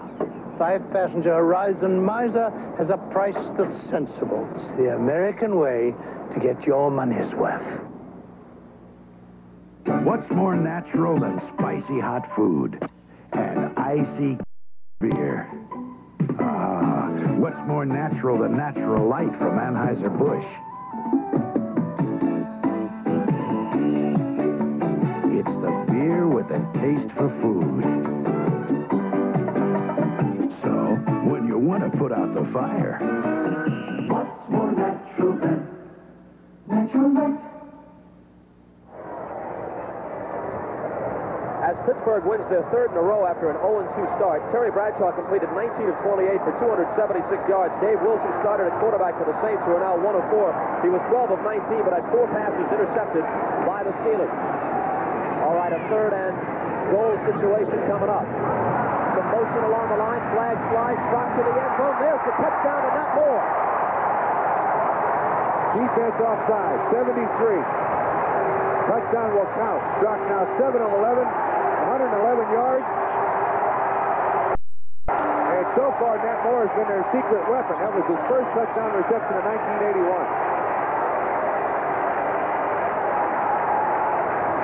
We'll watch 73 jump into the neutral zone right there. Free play for the Miami Dolphins. They certainly take advantage of it. Once again, a bullet by Don Schrock, who is doing an outstanding job in relief of David Woodley. Nat Moore for 6. And now Uwe von Schamann comes on out of a hold of Strzok. He's 11 of 11 on his conversion tries this year. If he makes it a dozen in a row, this game will be tied at 14 with 1:51 left, and that's it.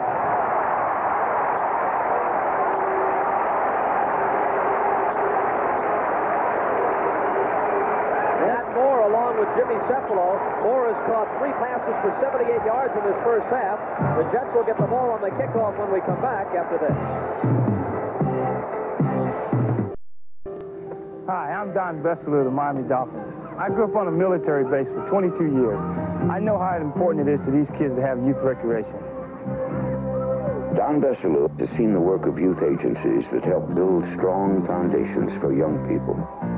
He knows that through the Red Cross and the USO, United Way is helping the men and women of our armed services. Dependent Youth Association provides programs for military personnel and their families. One thing that Don likes about United Way is that when you give, you know it's helping all kinds of people. There are thousands of United Way agencies across the country which provide recreation and character-building programs and services. Solid agencies helping to build solid futures for our leaders of tomorrow. You know, through United Way agencies, we're building a lot of foundations for young people, thanks to you. It works for all of us, the United Way. The preceding announcement was furnished as a public service by the National Football League. The only word we have on David Woodley, an injury to his lower back. He is in the locker room, has not come out at all since going to that locker room about 20, 25 minutes ago, and von Schamann booms one, which Kurt Sohn has no intention of returning. Jet ball at the 20. Whether or not Woodley can play in the second half, we don't know yet. But considering the way Strzok has played in relief of him, I would doubt that Shula would bring Woodley back. Well, except that eventually I do believe the New York Jet defensive line is going to take its toll on that offensive line. They are great pass rushers, the New York Jet defensive line is. And if they put pressure on Woodley and come up with an interception or two, then you're going to certainly hope that David Woodley can come back in the ballgame, because I repeat, Don Strzok is not a very mobile quarterback.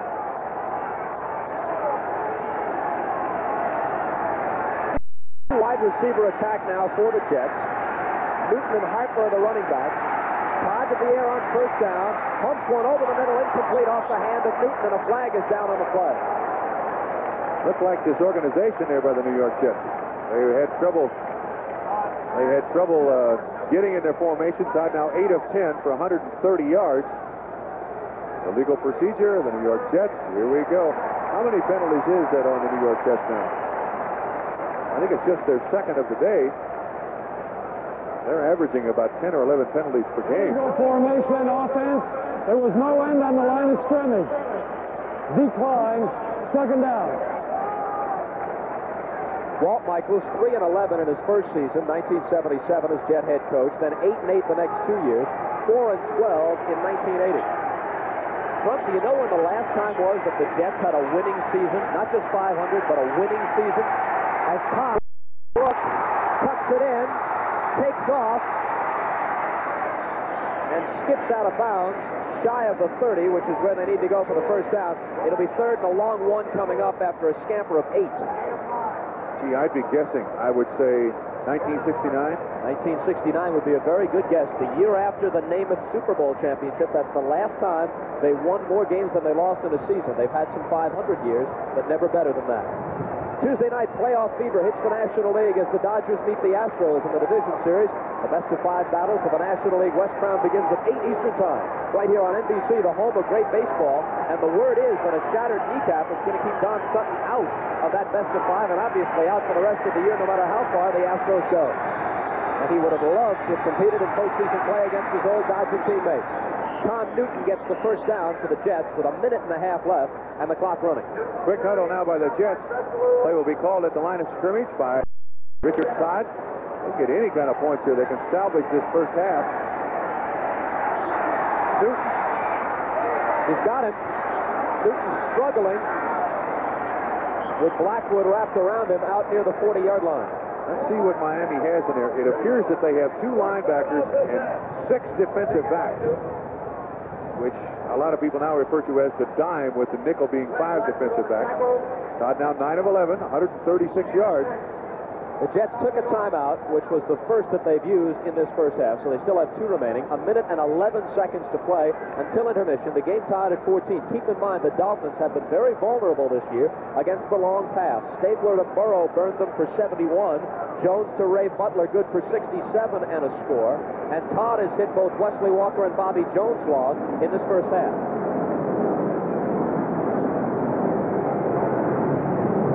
Once again, you see no middle linebacker in for Miami, and it is a 4-2-6 configuration. It can't be 4-2-6, 4-1-6 configuration.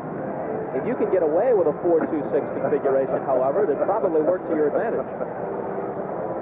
Well, I never was very good at mathematics. But anyway, they had a bunch of guys back there in coverage. Each club has 2 timeouts remaining. At the moment, that's of more concern to the Jets than the Dolphins. The ball at the 39. We're at 2nd down and 4. Bob, there's no reason to hurry here for the Jets, and they're in good shape. A minute and 11 seconds left. 2 timeouts. Be patient. Todd is pumping one out deep, intended for Lamb Jones, and Lamb takes a tumble after the pass sails over his head. He's been bothered, as we mentioned earlier, by tendonitis in his knee. Last year, a lot of people termed Jones's rookie season a disappointment, and I guess with all the ballyhoo, the number 2 man selected in the draft, but he did catch 25 passes for an average of 19.3 a reception. He is a world-class sprinter, too. You don't want to get in a foot race with that kid. Well, now, the Jets have got to pick up the first down. A minute and 5 seconds to go in the first half. 3rd and 4. One of those 9 Todd completions went to himself as the ball was batted back in his face. Got good time, and now that time breaks down, and Todd cannot scramble out of the trouble. A flag goes down on the play. Well, the Jet offensive line held the Dolphins out as long as you could reasonably expect, but Todd couldn't find a receiver. And the Dolphins were rushing just 3 defensive linemen, too. The other 8 back in coverage. Let's see who the flag will be on. Here's Dick Jorgensen. Illegal procedure, probably declined. I would expect the Miami Dolphins to rush the punter. Illegal. Left guard. Offense. Decline. 4th down. Baumhauer, Alabama versus Alabama on Richard Todd. Tom Vigorito now drops back as the deep man. He's the guy who won a Dolphin record 87 for a touchdown with a punt return against the Steelers in that Thursday night game here. Chuck Ramsey to punt for the Jets. It appears they're setting up for a return as opposed to trying to block the punt. The Dolphins have 2 timeouts left. 55 seconds on the clock. We're tied at 14. There is no rush. You're right, Bob. It's a wobbly kick, and they're going to let it roll, and it takes a good Jet bounce and roll down inside the 15-yard line. Good job by Ramsey kicking it away from the deep man, Vigorito. So Ramsey's punt is good for 46 yards with no return, and the clock is now stopped with 41 seconds to play in the first half. And Miami with a chance, possibly, if they can put something together quickly, for the first time today. The Dolphins have never led. Well, I wouldn't. I think if I were Don Shula, I wouldn't be too anxious to put it up. And 14-14 at halftime. There's no reason to panic right here. Let's be very patient with what we're going to do. Well, Shula has not had a happy expression on his face throughout the first half. He's been ranting and raving on that sideline all game long. Do you know any head coach who does? He's telling 46 Besselu, catch the football, son. They got 15 yards roll. So now that they are backed up deep in their own territory, let's see what Shula elects to do. They keep it on the ground. They give this to Franklin. Franklin eludes the tackler. Also has to elude the official. Loose football as he's hit, but the Dolphins fell on it.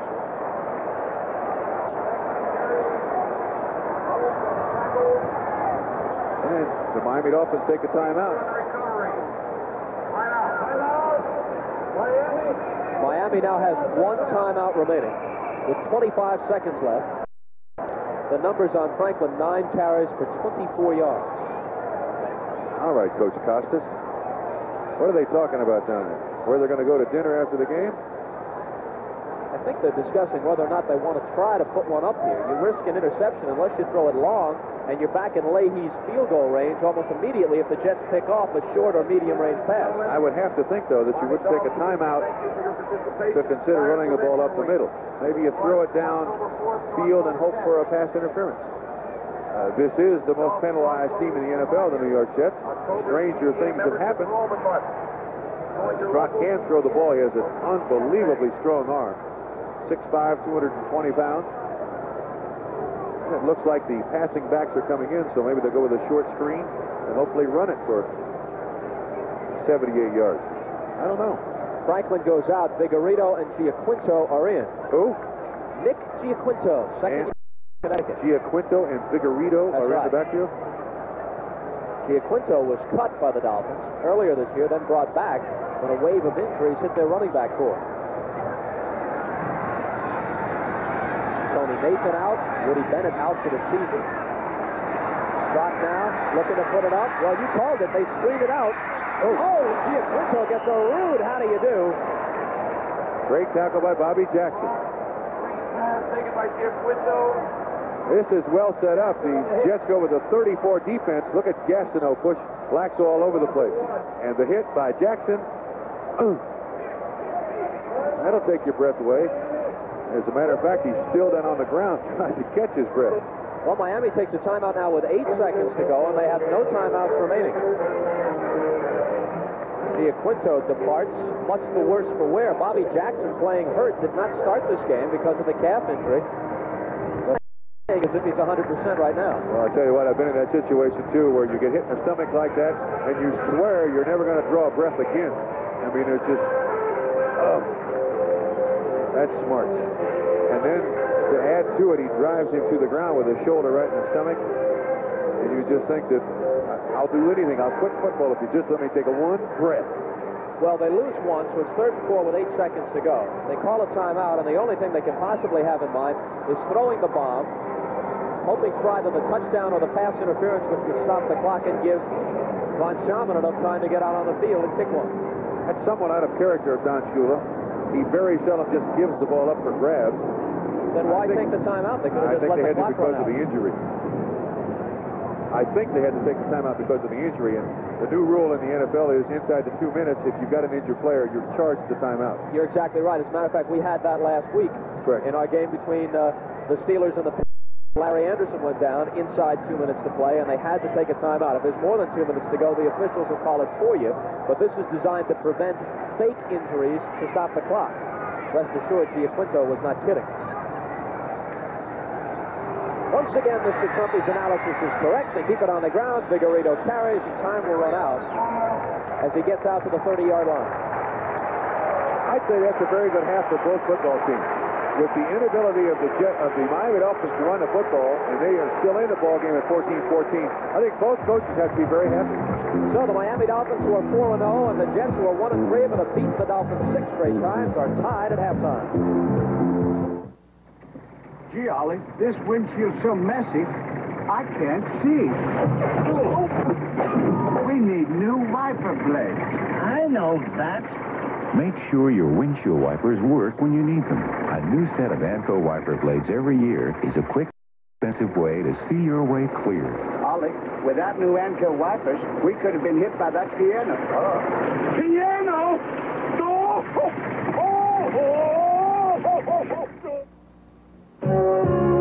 We're Exxon. We're Jay Stone and Joe Mifsud, who designed a better machine to help find oil and gas. We're Harry Bennett, using it to send vibrations miles into the earth that bounce back to reveal where energy may be hiding. We're Brian Olivier, recording this seismic information so that we can choose the best place to drill. We're more than 100,000 people working on energy. We're Exxon. The best is yet to come on NBC Sports, beginning with spectacular playoff action, featuring exciting divisional and league championship games. Our proof that the home of great baseball is right here on NBC. Plus, the premiere of NBC Sports World, with hard-hitting World Championship boxing and the world's finest Grand Prix drivers battle live for auto racing's most coveted title in the Caesars Palace Grand Prix. Plus, our continuing coverage of the best teams, color, and excitement of NFL football, all for you on NBC Sports. Richard Todd has hit Jerome Barkham and Wesley Walker for touchdowns for the Jets. For the Dolphins, rookie Andrew Franklin has a touchdown run, and Don Strock connected with Nat Moore for the other TD. We're tied at 14, and NFL 81 halftime activities continue in a moment as we come back after these messages from your local station.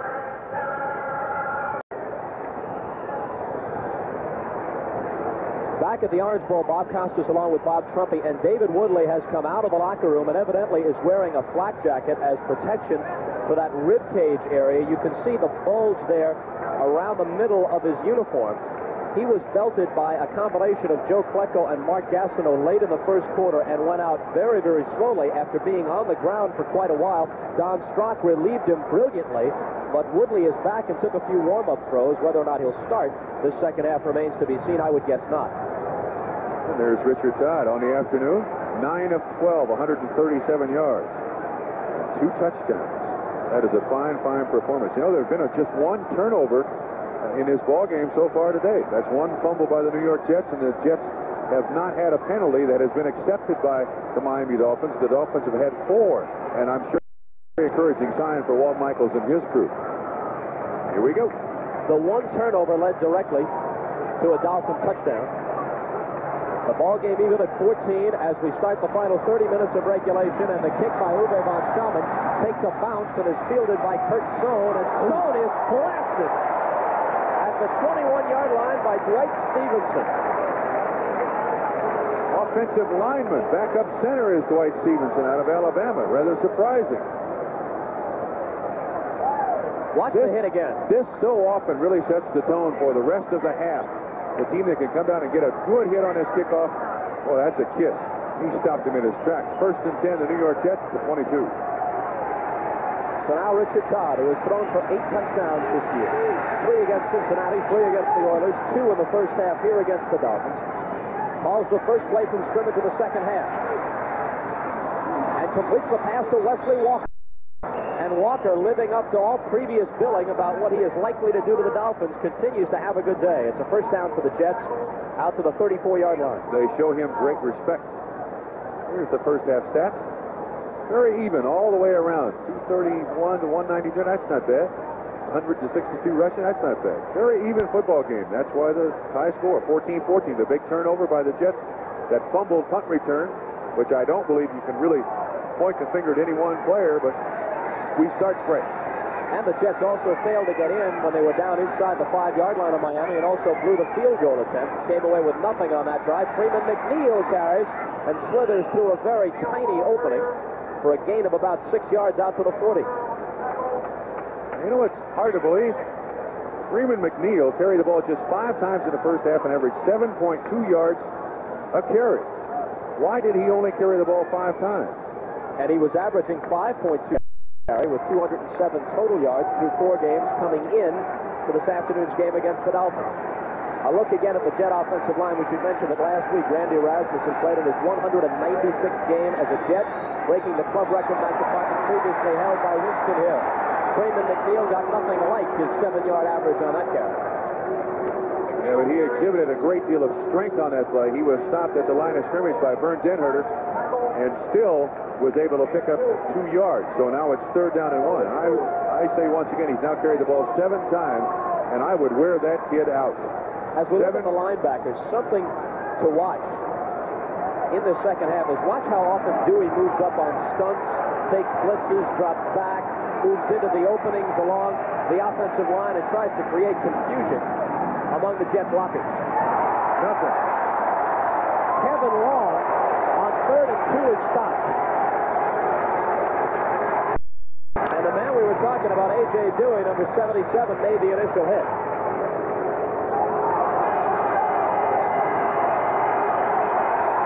A guy who moves around like A.J. Dewey, too, really causes problems. I think Baumhauer's in there also. They stack it up and stack it up good. But Dewey, when he moves around, you can't account for him on every play. You got the offensive linemen who are looking for number 77 to see where he's going to rush the next time. Anyway, 4th down in a little bit. Last time Chuck Ramsey booted, it went for 55 yards. Fulton Walker, the rookie from West Virginia, standing at the 15-yard line of Miami. 12:38 and counting remaining in this 3rd quarter, tied at 14. Oh, beautiful. A spiral that drives Walker all the way back to the 5-yard line, and he will get out only to the 15. A 53-yard kick by Chuck Ramsey, who is now averaging better than 51 yards a kick on. So it's Dolphin ball for the first time in the second half with 12:25 remaining in the 3rd, and we'll come back after this. Okay, units, travel plans. I need to be in New York on Monday, LA on Tuesday, New York on Wednesday, LA on Thursday, New York on Friday. Got it? Got it. So you want to work here? What really makes you think you deserve a job here? Well, sir, I think I might fit. I'm good at figures and I have a sharp mind. Excellent. Can you start on Monday? Yes, sir, absolutely, without hesitation. Congratulations. Welcome aboard. Wonderful, wonderful, wonderful. And in conclusion, Jim, Bill, Bob, Carl, Fred, Load, Dog, Abe, and Ted. Business is business, and as we all know, in order to get something done, you got to do something. In order to do something, we got to get to work, so let's get to work. Thank you for taking me here. Petey, you did a bang-up job. I'm putting you in charge of Pittsburgh. Pittsburgh. I know it's perfect, Peter. That's why I picked Pittsburgh. Pittsburgh's perfect, Peter. May I call you Pete? Call me Pete. Pete. There's a Mr. Schnittler here to see you. Hold to wait 15 seconds. Can you wait 15 seconds? I'll wait 15 seconds. Congratulations on your deal in Denver, Dave. I'm putting you down to deal with Dallas. Don, is it a deal? Do we have a deal? It's a deal. I got to go. I got a call coming in. Hi, Doc. Just tell the John. In this fast-moving, high-pressure, get-it-done-yesterday world, aren't you glad there's one company that can keep up with it all? You got a deal. Good. I'm putting you down to deal with Dick. Dick, what's the deal with the deal? Are we dealing? We're dealing. Dave, it's a deal with Don, Doc, and Dick. Doc, it's a deal with Dave, Dick, and Dave. Don, it's a doc with Dick, Dave, and Doug. Gotta go, Dave. Disconnecting. Gotta go, Dick. Gotta go, Dan. Disconnecting. Federal Express. When it absolutely, positively has to be there overnight.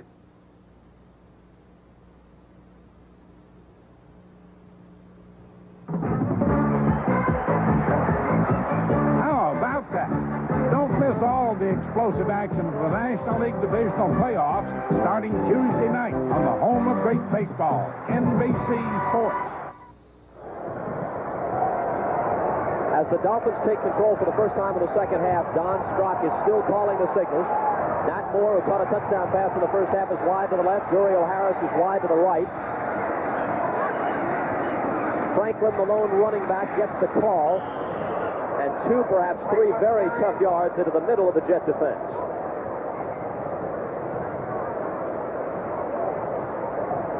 Looking at those lineups again, and Ronnie Lee has been a forgotten man among possible targets for Woodley and Strock, at least in the first half. Done an excellent job today against a very vaunted defensive line. I believe they've allowed just 1 sack. Giesler against Klecko and Laxo against Gastineau. The defensive brain trust of the Miami Dolphins.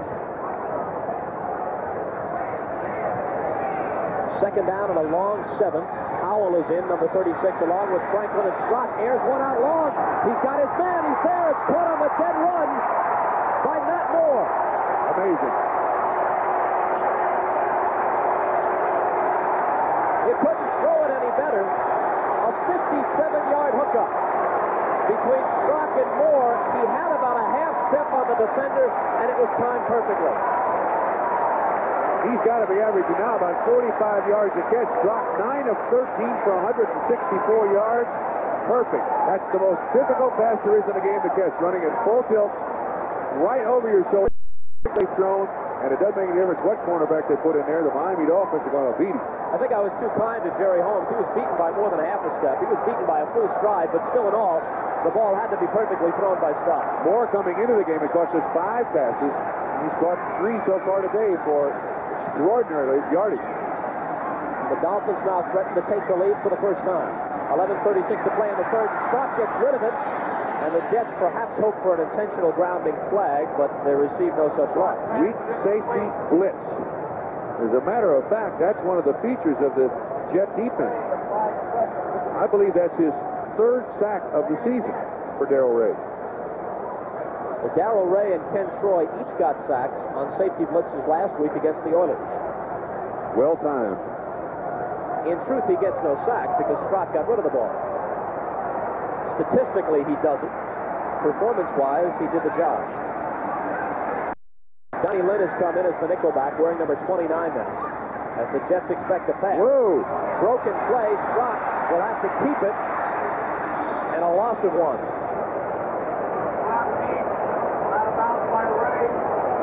That'll make Don Shula very upset. Totally broken play. You can see he's very upset. Joe Klecko was on the pursuit there out of the defensive end, number 73. Watch this. Look at the speed this guy has at 275 pounds.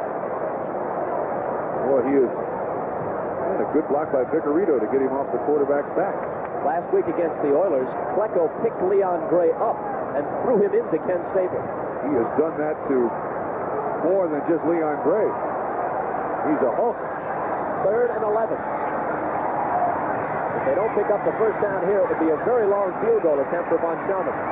Tied at 14. Strock unloads. The ball is knocked down and nearly intercepted. Greg Buttle blocked it away. Boy, that was close. I don't think Strock ever saw it. Now 9 of 14, 163 yards. And that was very, very close to being an outstanding play. Another one of those great linebackers out of Penn State. Watch him get his hand up. And he's the only linebacker in there. That's exactly his job. And 99. Mark Asno against Laxo. Look at that. He's pushing and shoving. Great strength. Now Uwe Von Schaumburg for a 48-yard attempt. A 43-yarder in the first half, glanced off the left upright. He is 7 of 11 for the season. All 4 of his misses between 40 and 49. This one has plenty of distance, but not enough accuracy. He is now 1 of 6 from 40 to 49 yards. That one a 48-yard attempt. He comes up empty. We're still tied at 14. 11 minutes and 15 seconds to play. Third quarter. Jets will have the ball.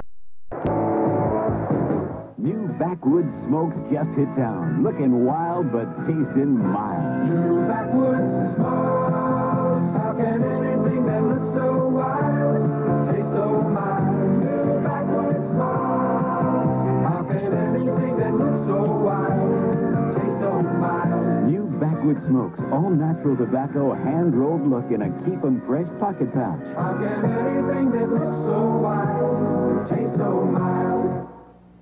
The new generation of Dodge Rams made an X-Ford owner out of me, and now Dodge has come up with this new Ram Miser. Beautiful inside and out. And Ram Miser gives Dodge the biggest increase in gasoline mileage of all full-size pickups. Take it from an X-Ford owner. Nobody gives you so much for so little. Hard to believe it's America's lowest priced pickup. Equipped, not stripped. Dodge trucks are Ram tough. This is Byron Day in New York and cross country in Los Angeles. The Cleveland Browns are on the board. Brian Sipe handing off to Mike Pruitt. He goes over from a yard out. Los Angeles still ahead 14-10 now in the third quarter. Let's go back to Bob Costas and Bob Trumpet. 2 of the defensive linemen of the New York Jets are Abdul Salam, 74. Next to him, Marty Lyons, 93. They appear to be suffering from the effects of this humidity and heat down here in Miami. And this fourth quarter has got to be a real tough quarter to play down here when you are not used to this kind of humidity. Although it is cooling off. It is cooling off. The sun has gone in. There's a breeze now. And actually a threat of rain appears to exist at the Orange Bowl. Although that last long connection in that board did not lead to a Dolphins score. Strock has completed 9 passes for 163 yards. Moore has caught 4 for 131. For Moore, an average of 33 yards a catch today. Right through the hands of Bruce Harper. And incomplete on first down from... They had one more thought to what you just said, Bob. Nat Moore needs 33 yards to have 5,000 yards in receptions for his career, which is rather impressive. At Los Angeles, Mike Pruitt has scored on a 1-yard run midway through the third quarter. And Cleveland is now to within 4 of the Rams. It's 14-10 Los Angeles. minutes and 10 seconds to play third quarter. Jets 14, Dolphins 14. They give it to McNeil on the draw, and McNeil tries to skip outside and battles for 3 yards, and that's all. 3rd and 7 is upcoming. We'll be back with that play in a moment, but first let's check with Byron Day at NFL 81 in New York. Okay, Bob, thanks very much. Denver doing a number on Oakland. Watch this. Rick Parris from 20 yards out rams it in. Denver now on top 17-0 in the third quarter. Robert? Thanks, Byron. Bob Costas and Bob Trumpy. Orange Bowl in Miami. 10.5 minutes to play third quarter. The Jets, who have beaten the Dolphins 6 consecutive times, coming in here with a record of 1-3. The Dolphins at 4-0. Another 4-0 club bit the dust today. St. Louis upset Dallas. Harper is sprung loose. Bruce Harper taking the pass over the middle. A flag is down, and let's see what the call's going to be. He gets into Dolphin territory at the 40-yard line. A 30-yard gain, but will it count?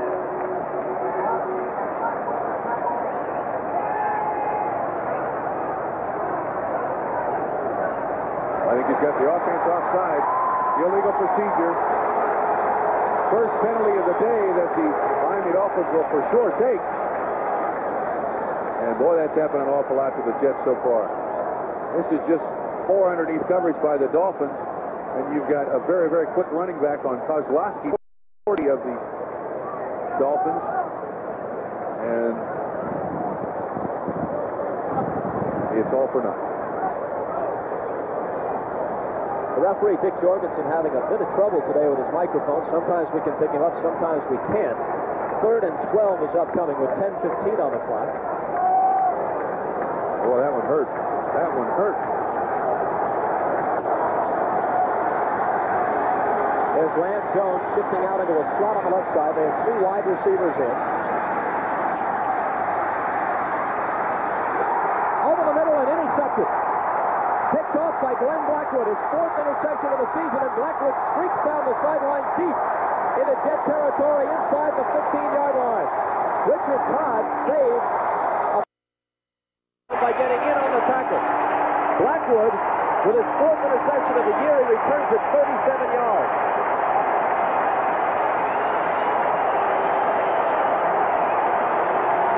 Blackwood, free safety, the Miami Dolphins just playing center field. That's all he's doing. You see man-on-man coverage underneath. That's his job. Stand there, read the eyes of the quarterback, and go where he looks. Good blocking by the Miami Dolphins to help him out. Tackled by Todd. And here you see it up close in Poisno.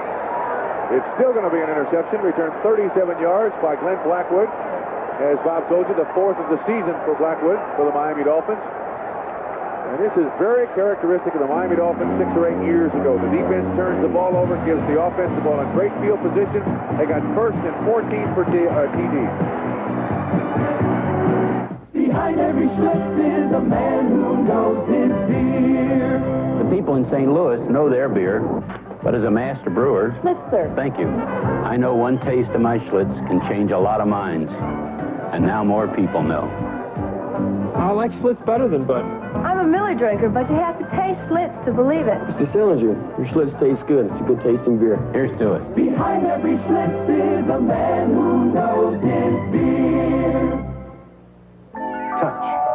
Now Canon gives it a new meaning with the One Touch, the Canon NP120 coffee. There isn't even a power switch. Just touch and copying begins instantly. You get 12 copies a minute on plain paper without wasted time or energy. The low-cost Canon NP120, the One Touch. Turning it off is even simpler. No touch. Call toll-free for information or contact your Canon dealer. Let's pause briefly for station identification. This is the NBC television network.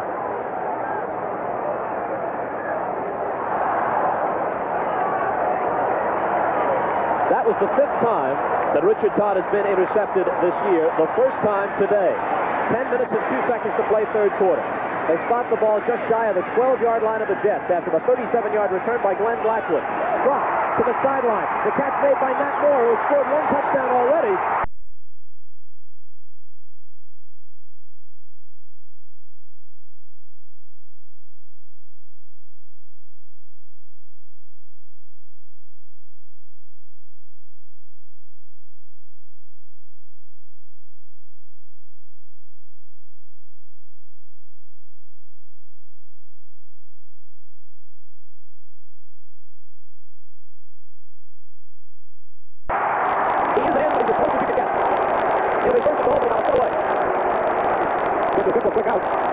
I have a feeling that Miami Dolphins don't have a great deal of confidence in the tackling ability of the New York Jets defensive back there.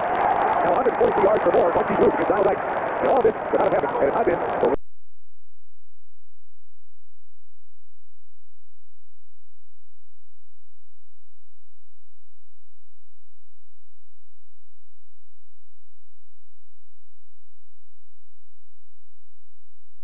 one simple illegal procedure penalty on the New York Jets. That's how the game turned around. If they gave a long game, the Harper was set the Jets up on the first down in Dolphin territory. Now he's off to the yard for the goal-ahead CD. Rock gives it to Franklin. Franklin is jumping back. Lance Snell hit him high away on the 56, and Franklin was there 54. This is what the game was off. The control line of scrimmage. Get a little bow in that defensive line, you can get in there, but great hit by Mel by Blank at 54, 56. No gain on the play. Now second down in a little bit. I don't know how you can blame Walt Michaels for what happened on that particular play. They turned it around for the New York Miami Dolphins. And they get the Franklin again, and it's time to cover. Hold the case again. Touchdown. Touchdown. One official says touchdown. And that's what it's going to be. Bobby Jackson of the Jets can't believe it.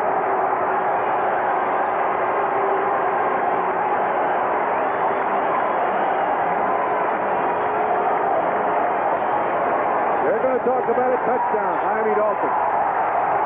Let's watch it from the end zone and you decide. And you'll see Audra Franklin do a half gainer into the end zone. Good job by the defensive line, 56 up underneath. The ball, whoa, I don't know. I don't know. That may be twice that they've given him a touchdown. Watch Lance Mel. 56, Roy on the hit. I'm not sure he broke the plane with the ball, Trump, but I don't know. I'd like to see that again. Von Salmon has the extra point. For Franklin, it was his second touchdown of the day and his sixth touchdown of the season. Interesting that the touchdown was called by the official who was clearly 15 to 16 yards away from the point of the action, but nevertheless it does count. 21-14, Dolphins over the Jets. We're Exxon. We're Bob Vesper, who helped find oil 40 miles off the Louisiana coast. We're Jerome Degree, who's producing the oil from that find. We're Tom Witt, who helps move the oil ashore. We're Jan Warman, who refines it into gasoline. We're Bob Danaher, who sees that the gasoline gets to you. We're more than 100,000 people working on energy. We're Exxon. Just imagine flying to Europe free. Just for flying TWA in the U.S. It's TWA's frequent flight bonus. Fly just 60,000 miles during the next 15 months and get 2 tickets to Europe free. Other bonuses start at just 10,000 miles. TWA, the only airline that offers 2 free tickets to Europe. You're gonna like us, TWA. This is Byron Day in New York. Out in San Diego, Dan Fouts has just hooked up with Charlie Joyner for a 12-yard scoring pass. This is his 11th touchdown pass of the year. 17-7. San Diego leads it in the third. Well, Bob Trumpy is still not convinced that Andre Franklin legitimately broke the plane of the goal line, and if we get a chance, we'll show you that play once more. Our producer, Roy Hammerman, thinks that he was in there. Trump is not so sure, and neither am I. Kurt Sohn fields the Von Schaman kick. A lane opens up for him, and he is brought down at the 40, and a flag goes down with him. Elmer Bailey made an important tackle. And now an altercation along the sidelines, which draws yet another flag, a 37-yard kick return by Sohn. We have offsetting penalties here. We're going to have a push in the back by the New York Jets. And depending on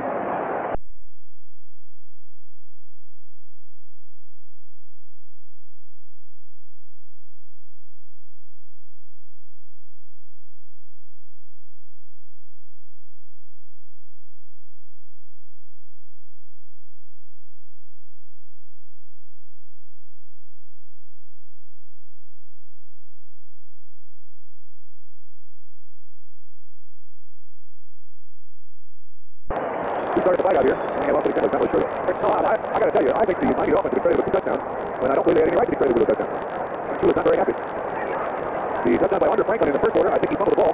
Not sure it was John Carter, holding Jets. Personal foul, Miami, offsetting penalty. And then a personal foul. Wait a minute. How is it? They got offsetting penalties. They got holding on the Jets. Offsetting penalties, personal fouls on the Jets and Miami. Why did they give the ball there?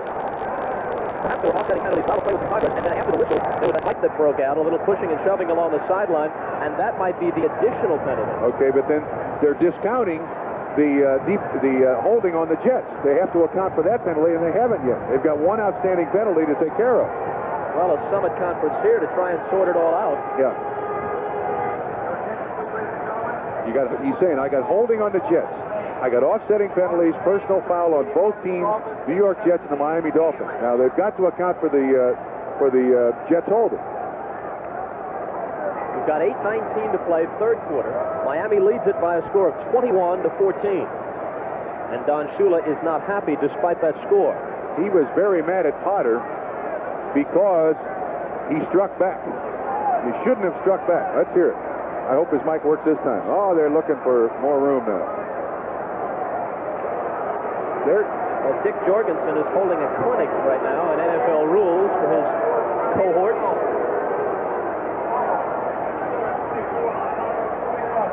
Flight arrangements perhaps being discussed as they try and get out of Miami quickly after this one is over. Yeah, especially if they leave the call as it sits right now.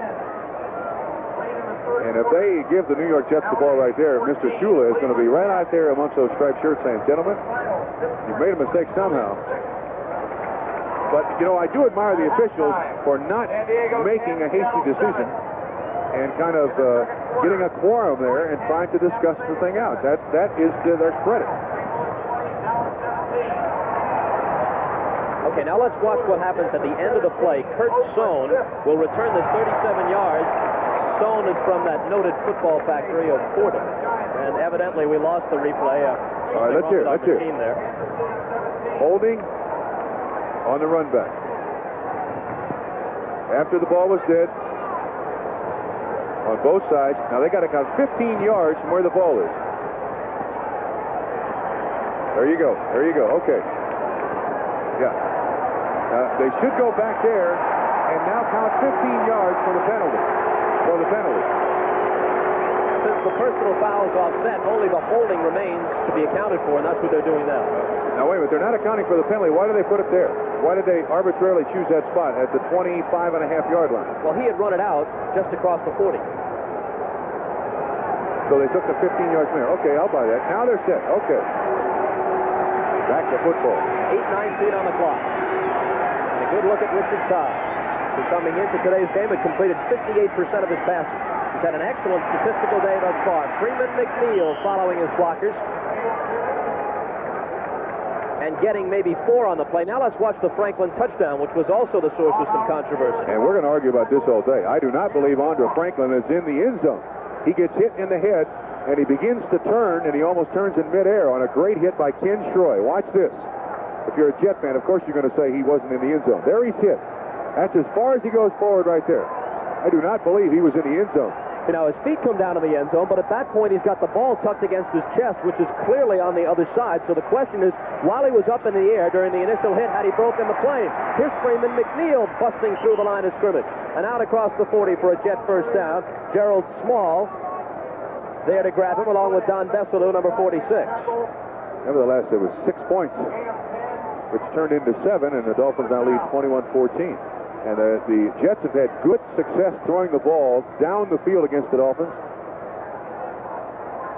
all day long. I would be a bit surprised to see some motion, try to free one of those very, very quick receivers. Once again, they got Gaffney in the backfield, 3 wide receivers now. No, that's Freeman McNeil at the top of your screen, 24. Augustiniak carries. Mike Augustiniak, a couple of yards, maybe a bit less than that. You know, I'm reminded, Trump, that the last time the Jets and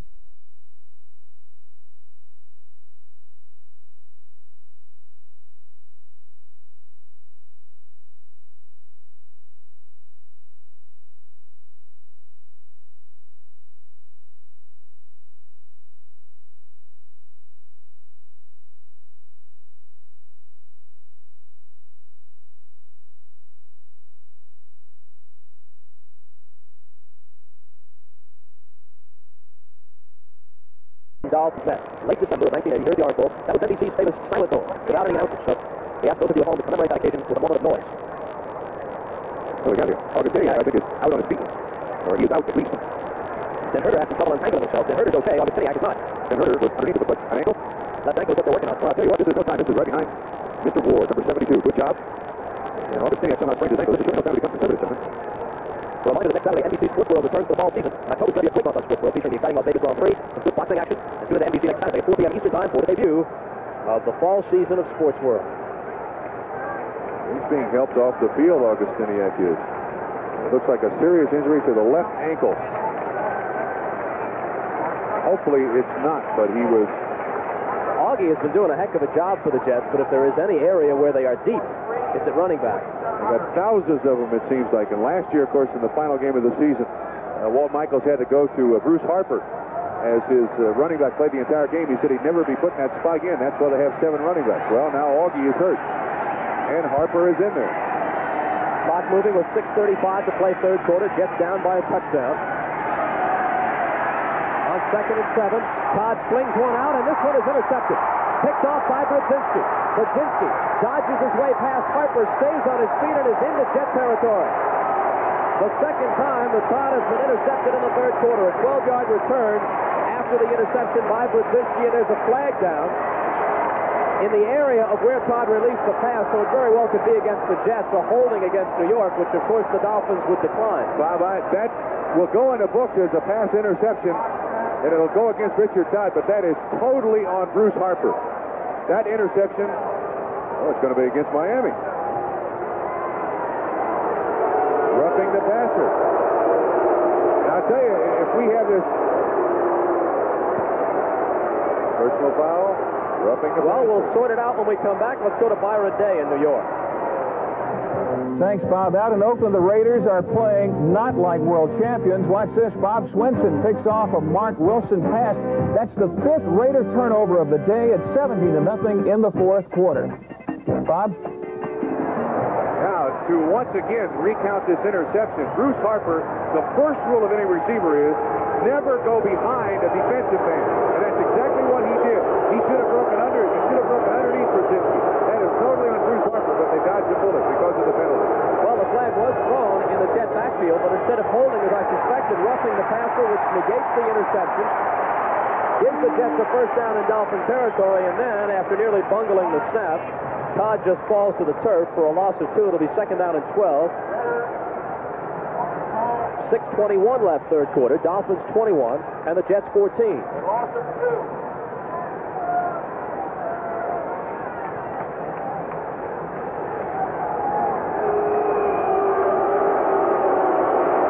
The Dolphins need to win this one to remain one of only 2 unbeaten teams in the NFL. Philadelphia is the only other one along with the Dolphins now that Dallas is lost. The Cardinals upset them today in St. Louis 20-17. Freeman McNeil. Look at that. There wasn't much room, but he made the very most of it and nearly gets the 12 yards they needed for the first down. He appears to be just a bit short. He is an outstanding running back.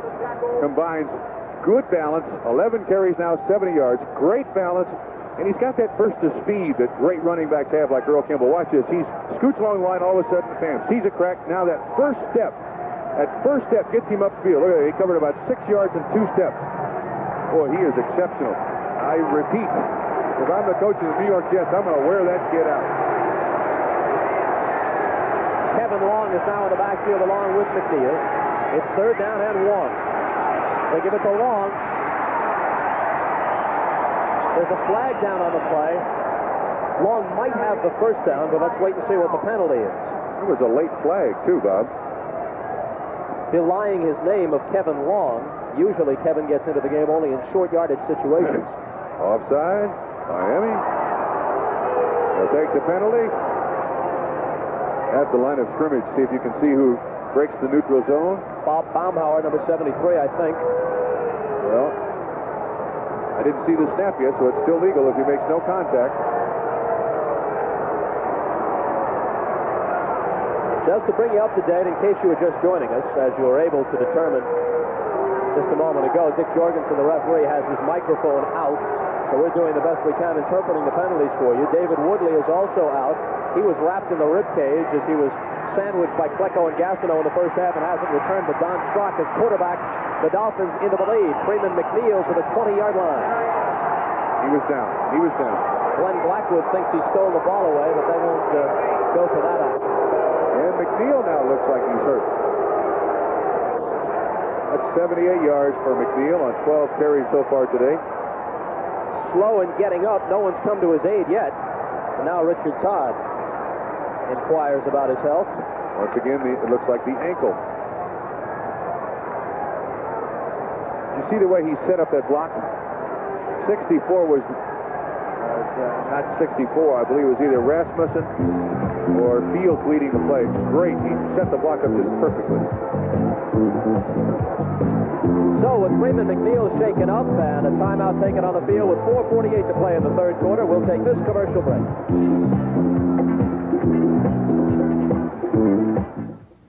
It's time to bring some sanity and reason to new car prices. For 1982, Chrysler Corporation is offering some of its most popular front-wheel drive, high-mileage cars at 1981 prices. For 82, Chrysler introduces the lowest priced 6-passenger front-wheel drive cars, America's lowest priced 5-passenger front-wheel drive cars, and the lowest priced full-size pickup. For 82 cars at 81 prices, come to Dodge or Chrysler Plymouth. Victoria, darling, my heart. Stop, camera. Wash the suit. Wash the suit? It's the Hager washable suit in Visa fabrics, made a new way to be machine washed and dried. And action. Victoria, my... Cut. I don't believe it. The Hager washable suit is guaranteed to keep its great looks and fit for its normal life or your money back. The Hager washable suit. Guaranteed wash after wash after wash.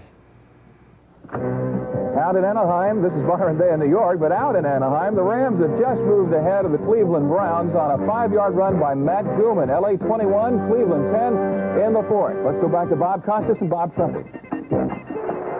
Well, you never know about the Rams, as Byron Day updates us. Now they're up by 11. I don't know what to make of that ball club. They looked very good against the Bears on Monday night, but how much of that was the Bears and how much was the Rams is tough to determine. All right, with 4:37 to play in the third quarter, it's 2nd down and 4. And it's going to be 3rd down and just about the same amount upcoming. Jets are 1 of 6 third down conversions so far today. The Dolphins 3 of 7. This is very, very important. This has been a good drive by the Dolphins, too.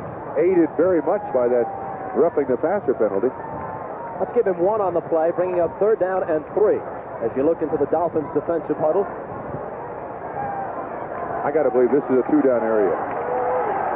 They trail by 7. By the time this is snapped, we'll be inside 4 minutes to play in the third quarter. Screen said 3rd and 2. It's actually 3rd and 3, and I don't think they have it. If they don't, as I said, the New York Jets are 1 of 3. This is a 2-down area. You go for it on 4th down. There's Freeman McNeil on the sideline. Looks like they took his shoe off and retaped his ankle, maybe. Well, it's close enough, evidently, to take a look at with the yardsticks. Now, one of the wars out there on the field today that we really haven't paid a lot of attention to, it probably should have, was Joe Fields on Bob Baumhauer. Center of the New York Jets field, nose man number 73 of the Miami Dolphins at nose. It'll be 4th down. Well, they are just short. And while the Jets think about a 4th down play, we'll check in with Byron Day again in New York. Bob, thank you very much. Seattle has just forced a turnover in their game with San Diego. Watch this. Bounce is hit. Mike White recovers a fumble. Seattle's in business on the San Diego 5-yard line. 17-7 in the third quarter. Thanks, Byron. We've still got 3:51 to play, third period here at the Orange Bowl. Tim Bokamper is checked into the lineup, number 58, to strengthen that front wall. Everybody is tight. Less than a yard needed on 4th down. Todd keeps it. Quarterback football. It looks like the Dolphins have it. They do. Todd tried to sneak for the first down, fumbled it, and I think it was Don Besselou who recovered. There he is, number 46. Besselou with the recovery. Now, I tell you what, Walt Michaels has taken an awful lot of heat for his football team being 1 of 3, but what can you possibly blame Walt Michaels for in that situation? He was just too quick. I don't believe he ever got the ball up. He never got the ball up in his breadbasket. Baumhauer 73 in there. And you are right. 46 Besselou on the recovery. My goodness. So the Jet drive is stymied by another turnover. That is the third Jet turnover of the game, and another one, which might have been their fourth, was negated because of a roughing the passer call, which brought back an interception by Bob Brzezinski. They have fumbled a punt. Now Todd has fumbled, and Todd has been officially intercepted once. Franklin carries on first down as we move inside 3.5 minutes to play in the third quarter. The Dolphins 21 and the Jets 14. Neither club has led by more than a touchdown at any time in the game.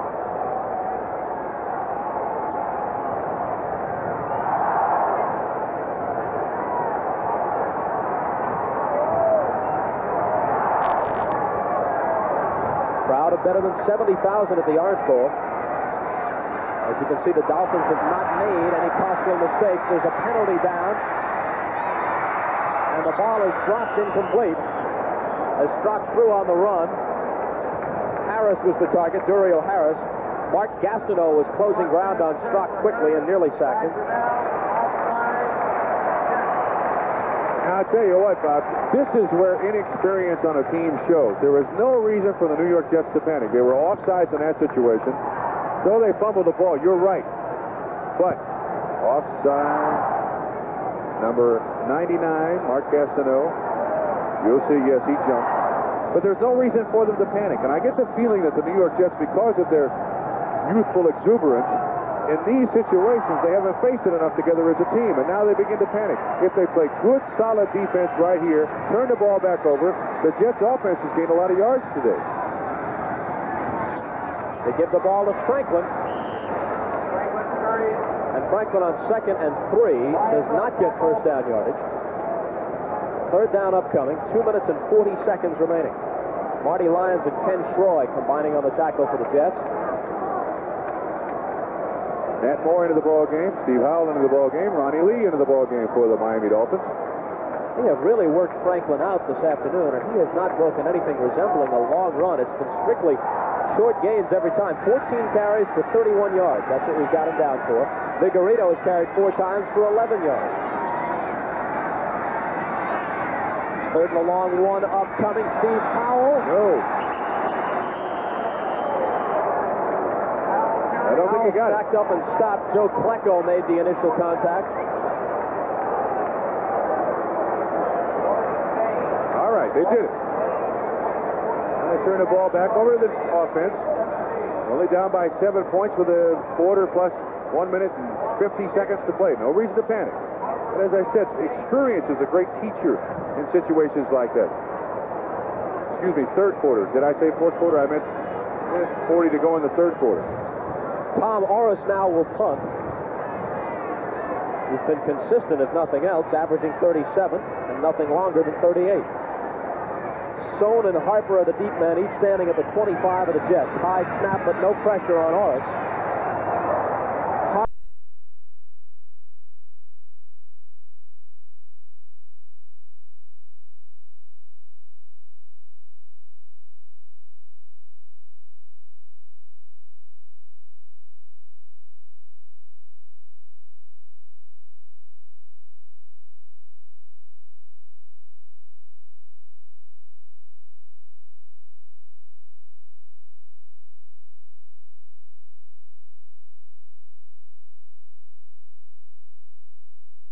Harper will field it. It's Harper. 34-yard line. Colton Walker, the rookie, got down there. A 46-yard pick that time by Tom Orris. There's Walker who made the tackle. Now once again, pressure on the Miami defense. Yeah, the Jets have turned somewhat conservative in this third quarter. Let's get our update from New York and check in with NFL 81. Okay, Bob, this is Byron Day in New York. Remember the fumble recovery in the Seattle Miami couldn't catch it in. San Diego stopped them on the 1-point line. Still 17-7. Okay, back here in Miami, Bob Costa along with Bob Trumpy. This is Carey on first down to Glenn Blackwood. Makes the tackle. Second and 5 up, and you got to figure good Seahawks. You got to bring like that against a team like the Chargers. If you don't catch in from inside the 1, you're not going to wind up on top. Seattle is a luckless team. If it weren't for bad luck, they'd have no luck at all. We're in the last minute of the third quarter. The Jets at one time led 14-7 and were inside the Dolphin 5 with a chance to make it 21-7. Instead, they now trail 21-14. Tom Newton. And Newton is close to the first down. Within a yard of it. Let's see where they'll spot it.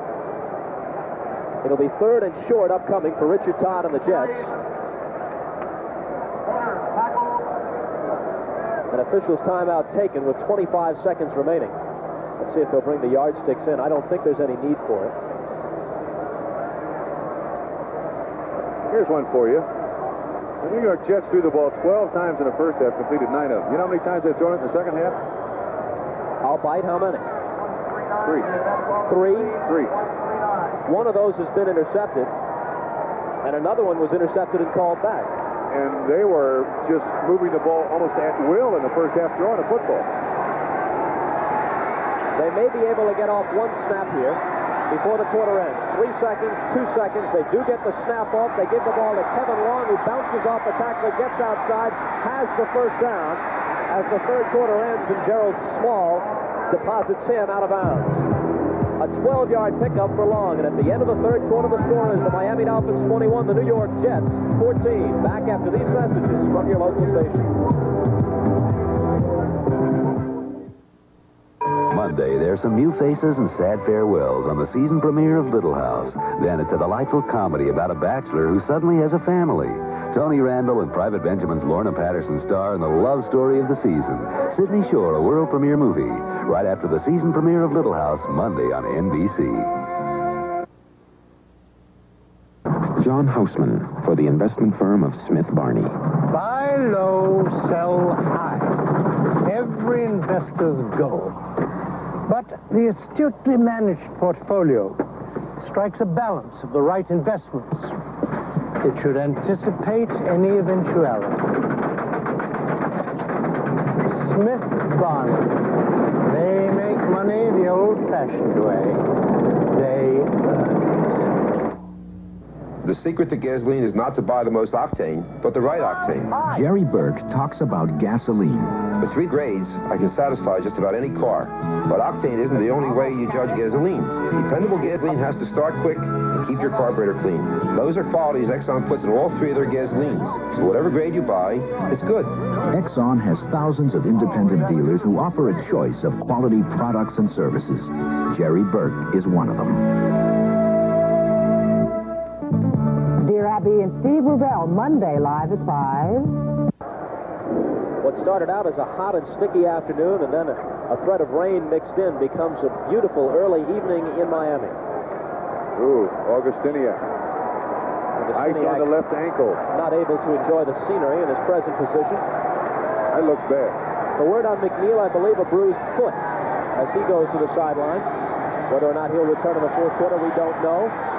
On first down, they swing it out to Bruce Harper. And Harper dances, keeps his feet, and turns it into a big gain or a Jet first down inside the 35 of Miami. Richard Todd now 11 of 16 for 157 yards. And this guy's nickname is the Smidget, is Bruce Harper. All-purpose back. For his size, he really has great strength in his legs. He's just 5'8" and 177 pounds. He's a small target, but look at the extra effort. The will to win. First and 10, the New York Jets. Showing a great deal of maturity here. Not being overly impatient, just taking their time. Long and Harper are the backs. That's Lamb Jones, number 80, setting up on the left side. From the 33 of the Dolphins, Todd drops back on first down.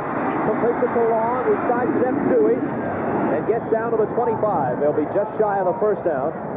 It'll be second and a short 2 upcoming. All right, now I tell you, Bob, I do believe the Miami Dolphins, as you watch this play, a roll left, a little delay by Long out of the backfield 33. Todd is rolling away from the pass rush. And a good move to get around A.J. Dewey, tackled by Brzezinski. And I have a feeling right now the Dolphins need a blitz to kind of break up the rhythm of the Jets right here. They're not getting much pressure on Richard Todd. They got to do something out of the ordinary right here. 13 and a half left. The Jets are down by a touchdown. They pitch it to Harper. Harper needs 2 yards. Harper has those 2 yards. Amazing. See him go to the ground and bounce right back up without taking about a split second. Terrific back that kid is. Tampa Bay now with the lead over Detroit, 14-10 in the third quarter. And you figure the Buccaneers, I can't decide if they're a bad ball club or a fairly good team about to become better. I think that applies to most teams in the NFC Central. Harper got the first down. There are Todd's numbers, almost all that yardage accumulated during the first half.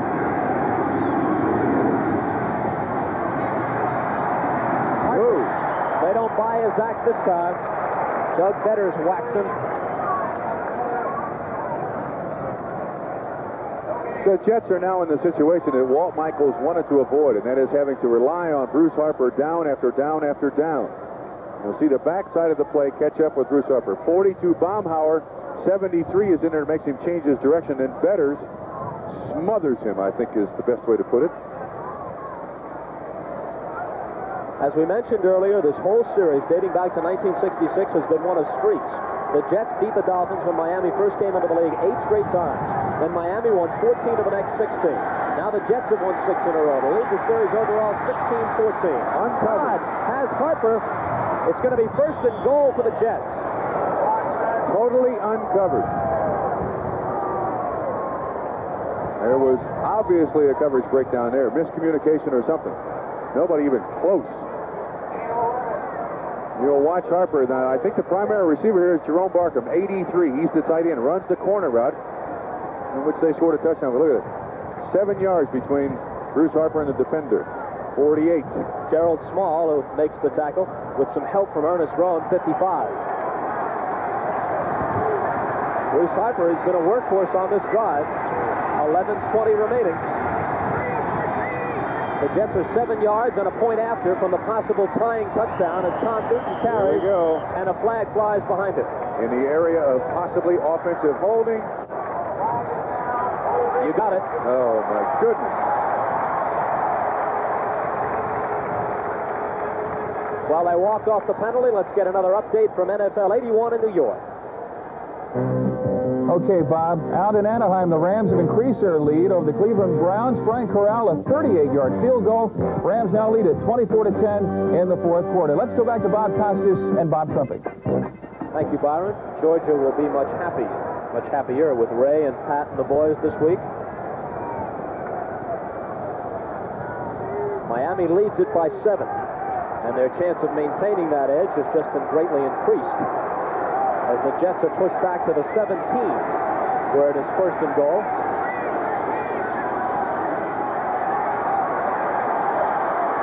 Ooh. Tom Newton caught it and paid for it with A.J. Dewey delivering his calling card.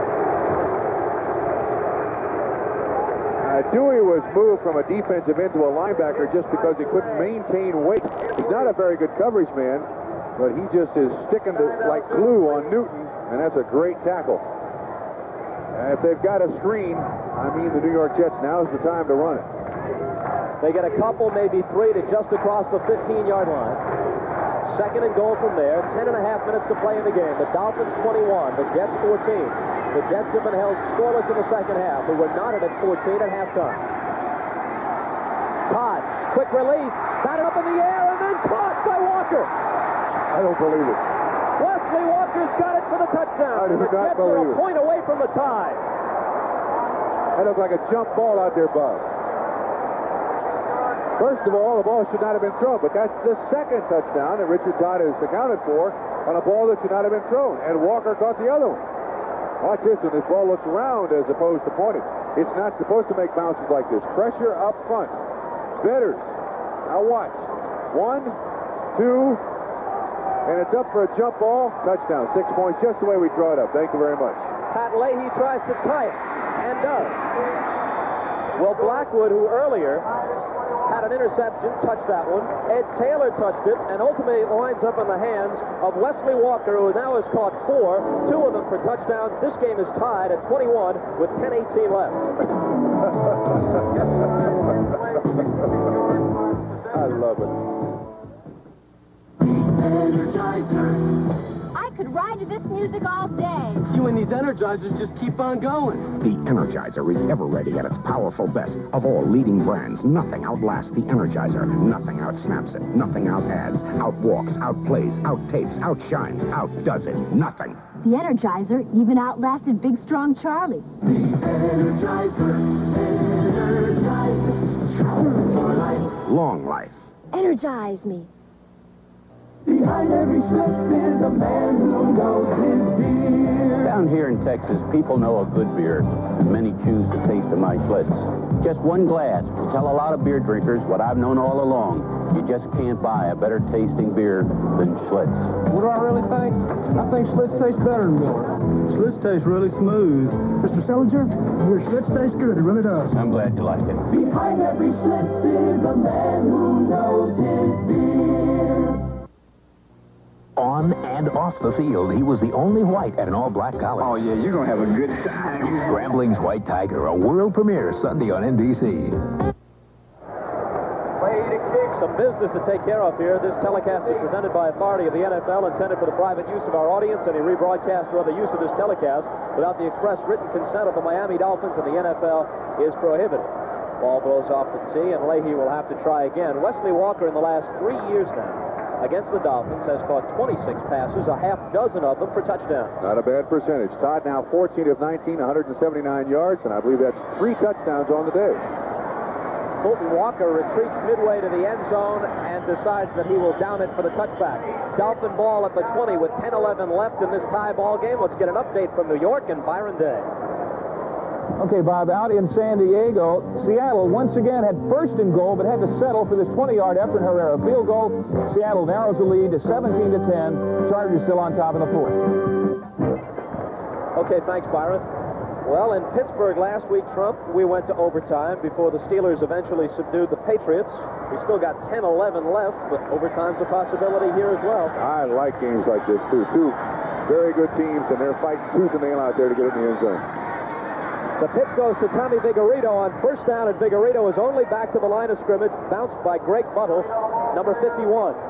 We mentioned Richard Todd's 9 touchdown passes for the season. They've come in groups of 3. He threw for 3 against Cincinnati, for 3 against Houston, and he's got the hat trick here against the Dolphins, too. And I'll tell you what, 2 of the touchdowns he's thrown today were miraculous catches, and probably when he watches the film, he's going to be chuckling because they should not have been thrown. He threw through more traffic than you can find at 5th Avenue and 52nd Street. Bruce Harper was a key man on this drive, which consumed almost 6 minutes. And ended with the Todd to Walker touchdown pass, which ties the game at 21. Blitz, New York Jets. Don Strock is going to lob one out, and it's incomplete. He tried to cross them up by lobbing it out to Harris, but Jackson wasn't fooled, and he was with him step for step. Now it's 3rd and 10. And after allowing the Jets to keep the ball for 6 minutes and go 66 yards, the last thing the Dolphin offense wants to do is give the ball up on 3 quick plays and put that defense right back out on the field. Excellent point. You are 1,000% correct. They need a first down here just to cool off and give their defense some rest over there on the sideline. Now let's see if the Jet defense is up to this task on 3rd and 10. Pressure on Strock. They miss him. Oh, great catch. It's going to be interesting to see where they spot this. They're short of the first down. Boy, Strock really zipped that one in there. He didn't have much of a chance. He was pressured. And you'll see him put a little extra on this one. Joe Rose, the 3rd-string tight end, makes the catch, and he is just shy of the 30, which is where they had to go. It's 4th and less than a yard, and Orris is going to punt. And you can't fault Don Strock for that throw. In a situation where there's a defensive back running alongside the tight end, you got to throw the ball low so there's no interception. He's just 30 yards from your end zone, so you got to throw the ball low. Well, the Jet defense, which had yielded 100 points through their first 3 games, all losses, held Houston to 17 a week ago. Miami has nailed them with 21 thus far today. The game tied, and the Jets with a chance to get it back. Wobbly punt by Orris. Going to be good field position. Ken Troy runs up to grab it. A reception committee waiting for him, but just a 31-yard kick by Orris against the wind. So here's the situation. Tied at 21. Jet ball at their 43 with 8:21 remaining, and we're coming right back. Everywhere I go, people ask me, Arnie, is that old tractor you drove in the Pennzoil commercial still running? Still running? We use it here at Latrobe every day. And with Pennzoil protecting the engine, there are a lot more miles left in it. You know, this old tractor and I are a lot alike. We're both still using Pennzoil, and we're both still running. Gas-saving Pennzoil. Quality in every extra mile. In Japan, people demand a lot from a 35mm camera. That's why thousands of Japanese have gone beyond ordinary automatic.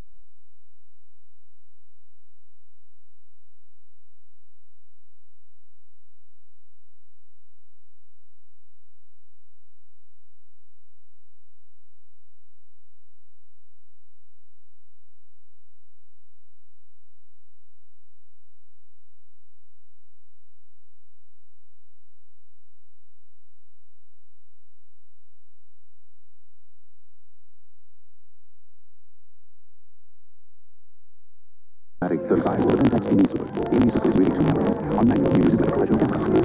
But on automatic, it doesn't need to use a Amy 35. Pentax Amy Super. One reason we sold more 35 SLR cameras than any other company in Japan or the world.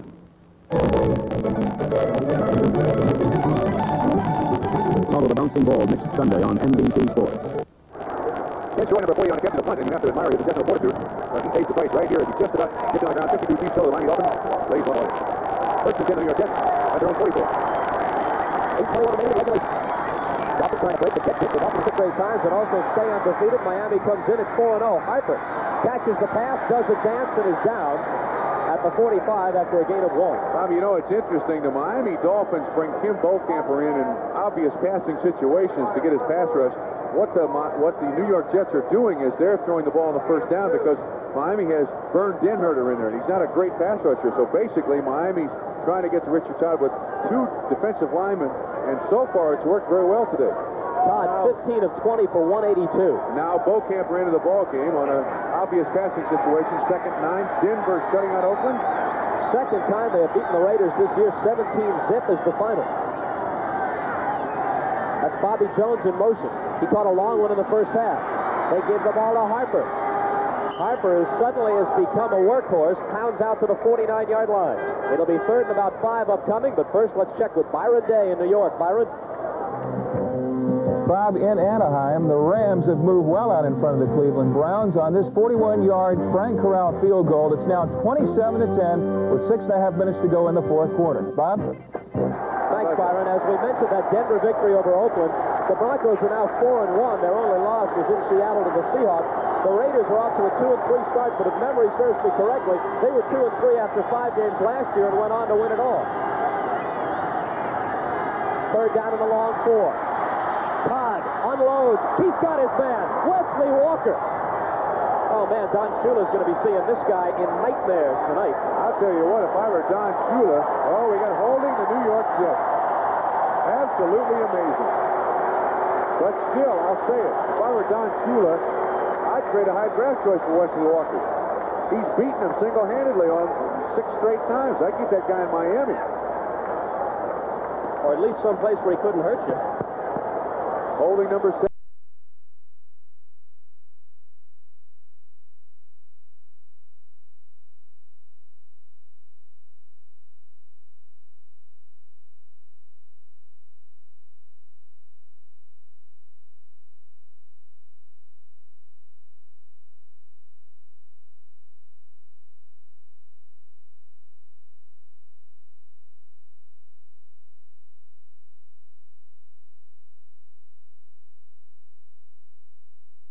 Mr. Ward, Rick Ward. I give a high draft just to get out of the league, but I want to fire him for myself. I think that's got 5 penalties on the New York Jets twice. They have spoiled.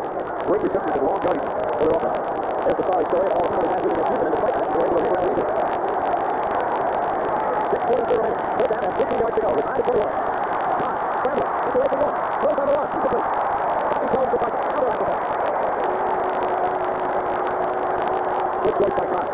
He needed 13 yards there. He's not going to run for it. He's trying to set up the pass receiver. Came up almost did. And once again. Chuck Ramsey now will punt for the 4th time. As you can see, his figures are nothing to be embarrassed about thus far. He was averaging 41.5 prior to today. Fulton Walker is waiting back deep near the 15-yard line of Miami. No pressure at all. Ramsey with the wind at his back, a high spiral, which Walker fields inside the 10-yard line and lunges to about the 20. A flag went down. I don't know if that flag was accidentally dropped or if there is a penalty. A 42-yard punt by Ramsey.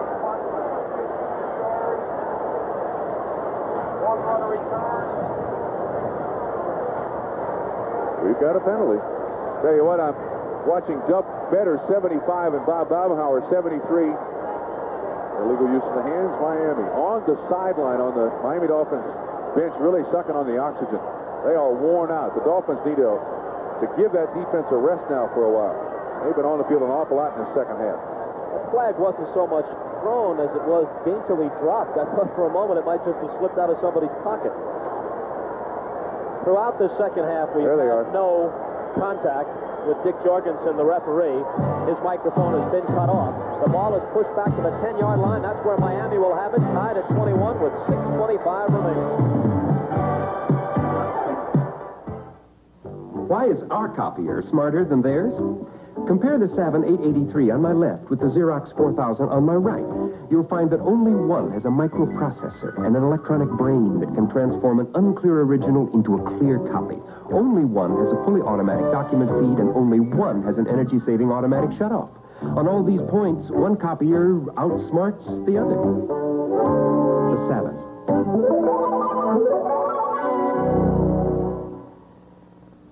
Can an American driving machine outdistance every Datsun on the highway? If we put a gallon of gas in every Datsun and a gallon in the 1982 Dodge Omni-Miser, here's what would happen. One by one, every Datsun would run out. But Omni-Miser would keep driving, on and on, because Omni-Miser has the highest highway mileage of any 5-passenger American car, and the lowest price. And at $54.99, the 82 Dodge Omni-Miser doesn't cost $1 more this year than it cost at the end of last year. This is Byron Day in New York. Out in San Diego, Dan Fouts has just thrown his 12th touchdown of the year to Charlie Joyner, his second reception of the day.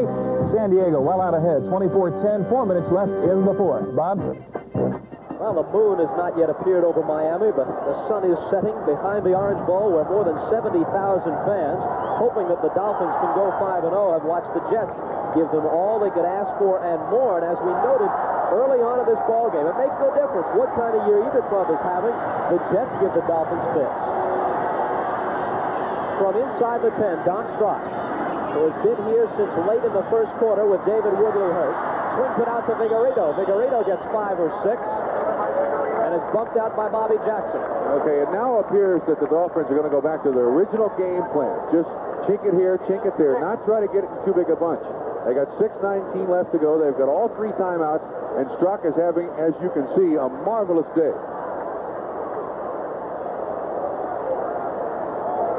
A pensive Don Shula. A tongue lashing, many of them have been administered along that Dolphins sideline to various offenders today.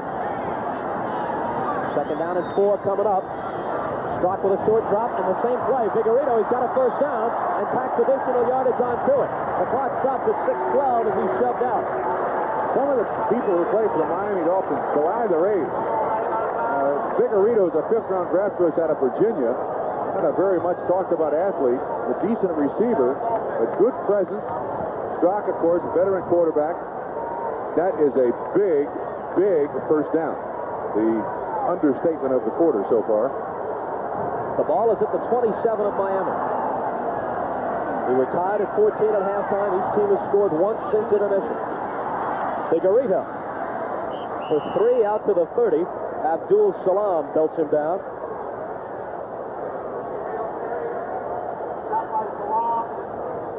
You know, Bob, to our knowledge, there's nothing wrong with Andre Franklin. And yet he really hasn't carried the ball an awful lot in the second half. Last week, he was their big gun. Carried the ball very, very well for them. He had 20 carries and 76 yards. Now he's a blocking back for Tommy Vigorito. Well, Franklin has scored twice today. Blitz situation for the New York Jets. Jets have Johnny Lynn in as the nickelback. Strock pumps one out long. He's got a man open. Oh! Diving catch by Matt Moore. Another miraculous catch.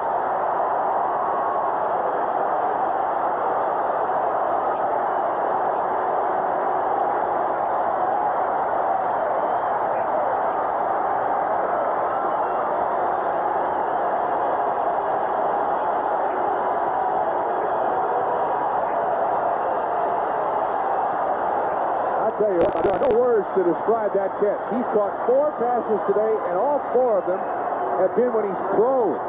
And that now puts him over 5,000 yards. 14 catches. Oh, excuse me. Strzok is 14 to 21, 245 yards. Look at that catch. My goodness, I'll bet Nat Moore has averaged somewhere close to 40 yards a catch. Wow. Right about there. As a matter of fact, that 5 for 143, I think, is incorrect. He's got more than that now. On first down, they move inside the 25, picking up 3. He's got 190 yards in receptions thus far. We'll come back with a second down play right after we check with New York. Okay, Bob, excitement there, excitement in Anaheim. Brian Sipe hooking up with Ozzie Newsome, a 38-yard touchdown pass.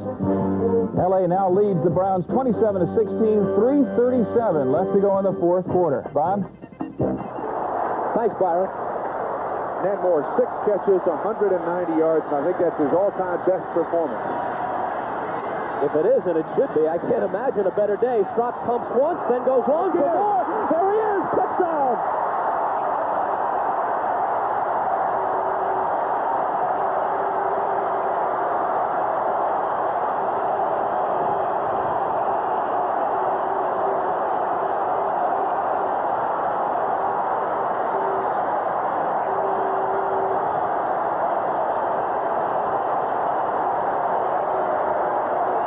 Catches now for Nat Moore, 202 yards, and he came into the ball game, ladies and gentlemen, with just 5 receptions on the day.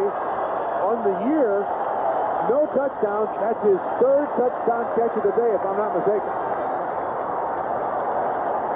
Well, that's his 2nd touchdown catch, and Franklin has run for 2 touchdowns. Yeah, you're right. I'm sorry. I apologize. Now Von Schaman will try and add the 28th point, and it's there. The Jets have a 7-point deficit and 70,000 roaring fans against them right now. 3 minutes and 59 seconds to go, and we'll come back to the Orange Bowl right after this. Behind every Schlitz is a man who knows his beer. Schlitz is downright good. I think it's even better than Miller. I'm from Germany. I do think I know a bit about beer, and this is really good beer. Hey, I'm loyal to my bud, but I think Schlitz beat it out. I like the taste of Schlitz. It's as simple as that. In 40 years as a master brewer, this Schlitz is my smoothest. Have you tasted my Schlitz? Behind every Schlitz is a man who knows his beer. You've read about it, you've heard about it. But until now, you've never had a better chance to own it. It's the RCA Video Disc Player. The remarkable machine that plays records of movies, concerts, and more on your TV. And to help you be one of the first to own one, RCA is offering a $50 introductory bonus. Buy one now and you'll get $50 direct from RCA. What's more, a special 10-day money-back offer is available at selected RCA dealers. But hurry, you may never have a better chance. Next Saturday, don't miss the exciting return of NBC Sports World, featuring hard-hitting World Championship boxing. Then, 1 week later, the world's finest Grand Prix drivers gather in the heart of Las Vegas for live coverage of the Caesars Palace Grand Prix, starting next Saturday on NBC. Von Schaman to kick off. The Orange Bowl is jumping with just under 4 minutes remaining. 28-21, the Dolphins lead it. Kurt Sohn is deep along with Bobby Jones, and Sohn takes it at about the 5. Kurt Sohn out across the 20-yard line, and these Dolphin fans are roaring on every play. The official numbers now on Nat Moore: 7 receptions, a Dolphin record 210 yards. No Dolphin has ever gone over 200 yards before on pass receptions. 2 of his catches for scores, and he's averaging 30 yards per reception. Here's the last TD. And all catches but 1, he's been diving, jumping, acrobatic, and they have just absolutely beat up the 2 quarterbacks of the New York Jets, Donald Dykes, Bobby Jackson, and the guy that replaced him, Jerry Holmes. Well, right now, Don Strzok is the Dolphins pitcher of record. He stands to get the victory and relief. Harper in motion out of the backfield. Todd rolling left. And hitting Harper, who then drops it.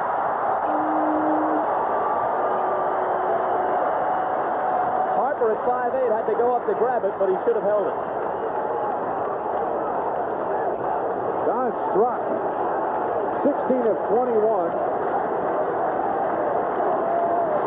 14 of 21, 245 yards on the day. Wow. As you said, in relief. Woodley took an injury to the midsection. Rib cage area, the back, lower back, late in the first quarter. Strock came in, and one could not say that the Dolphins had suffered as a result. On 2nd and 10, this one is complete, and Wesley Walker skips out of bounds. You know, Bob, I fully expect the New York Jets to come back and tie this game. With the weapons they have in Wesley Walker and Derek Gaffney and Bruce Harper, this game is a long way from over. 3:37. Let's pause briefly for station identification on the NBC television network. This is WNBC-TV, New York. Well, if they're going to come back, they need 4 yards on this play. And let's jump ahead a bit. If they throw incomplete here, I guess you got to punt it away. Sure, absolutely. You got to punt it away. You got all your timeouts left, plus the 2-minute warning. So they're in a 1-down and not a 2-down situation here. Todd with plenty of time. There's the first down. Harper makes the catch, and he's across the 35. And he was double covered, too, right on the inside.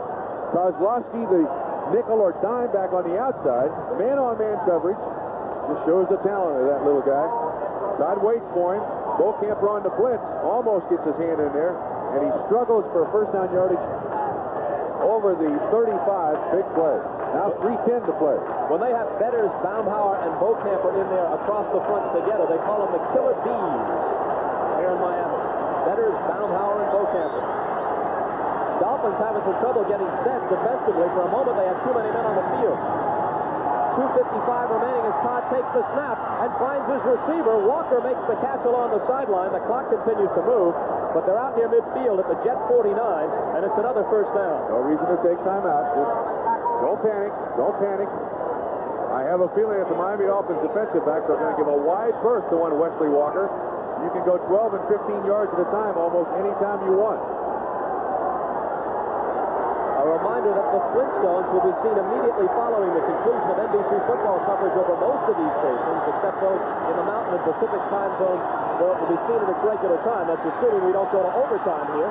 Harper carries, and Harper busts into Dolphin territory. And we'll get the 2-minute warning before the next snap. I think they should take a timeout. Evidently, Walt Michaels doesn't agree. Well, I think they should take a timeout. Then they run another play, and then the clock stops the 2-minute warning. You may get one more play off in this drive. The 2-minute warning during many NFL games this fall. We're going to be treated to some of the most exciting finales from NFL history. They're called fantastic finishes, and here's one of them.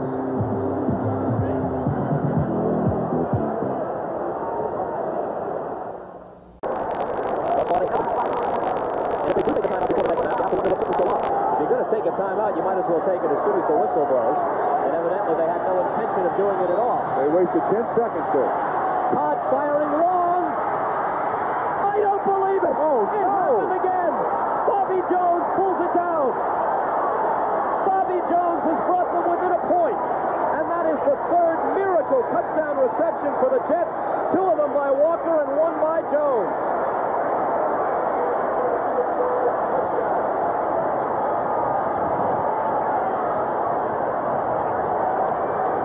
To those of you who have been following the Cleveland Brown-Los Angeles Ram game. This is Bob Costas along with Bob Trumpy, and seconds ago, we got this play. Richard Todd, a miracle touchdown pass in the direction of Bobby Jones. He splits 2 defenders.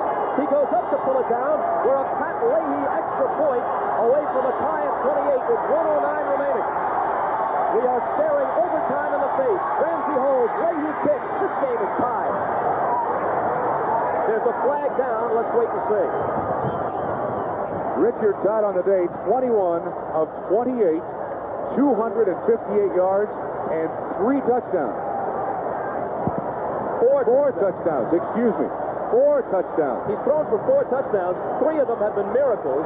The one to Jerome Barkham, the first one, was pretty legit. The other 3 were strictly throw up a prayer and have it answered.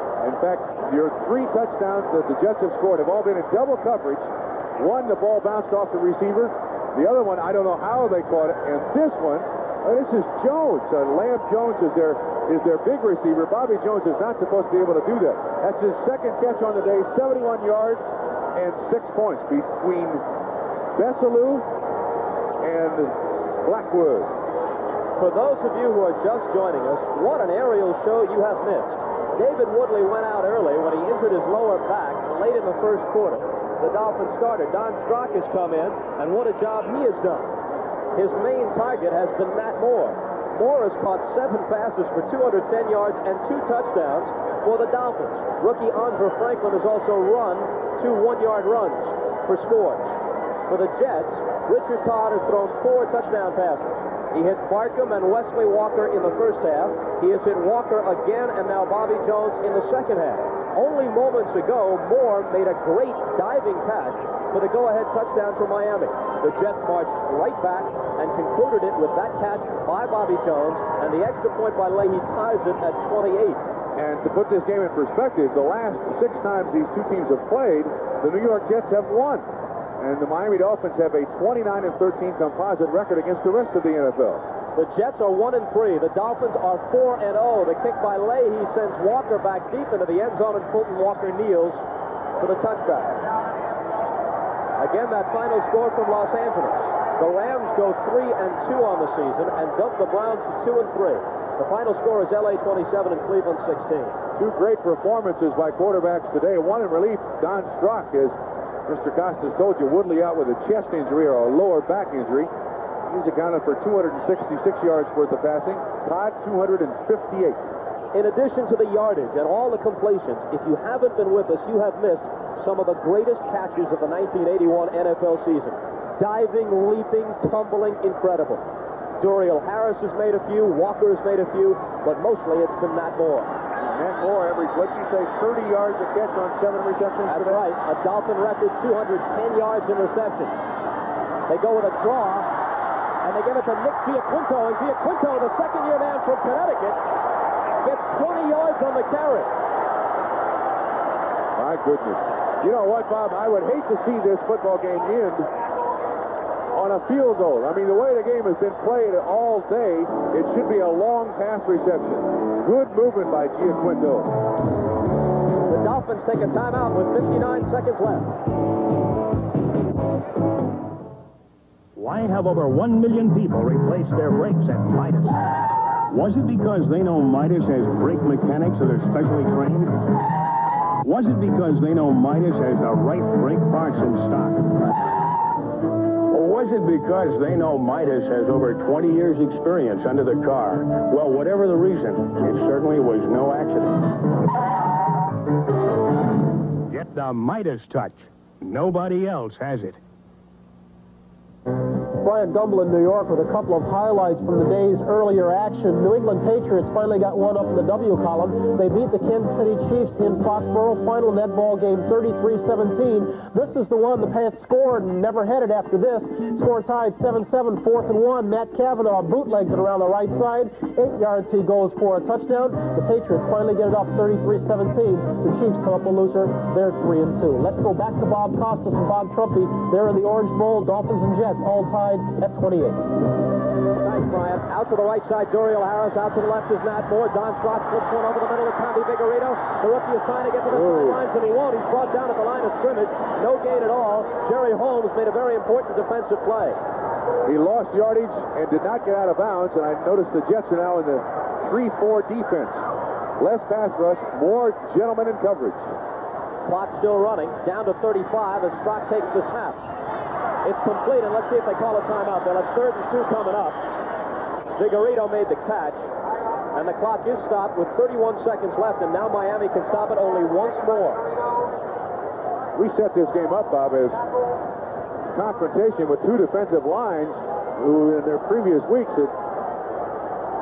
had sacked the quarterback a great deal, but it hasn't happened. The Jets have sacked Strock once, and the same is true for the Dolphins.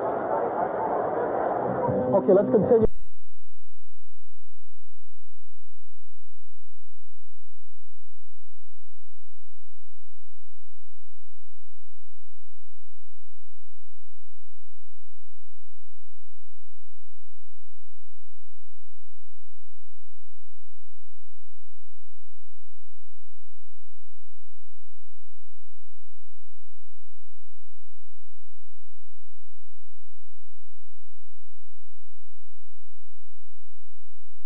Our look at earlier action while we get in for the timeout. Buffalo wins today over the Colts. Colts now lost 4 straight. The final 43-17. Charlie Day, Joe Chris, got 157 yards rushing. In St. Louis, the Cardinals up to the Cowboys. And Neil Donahue field goal with 23 seconds left from 37 yards out. This was a big play of the game. Jim Hart for Roy Green for light break kept his foot with a strap block. Out of Washington, Bill Walsh on the 49ers move.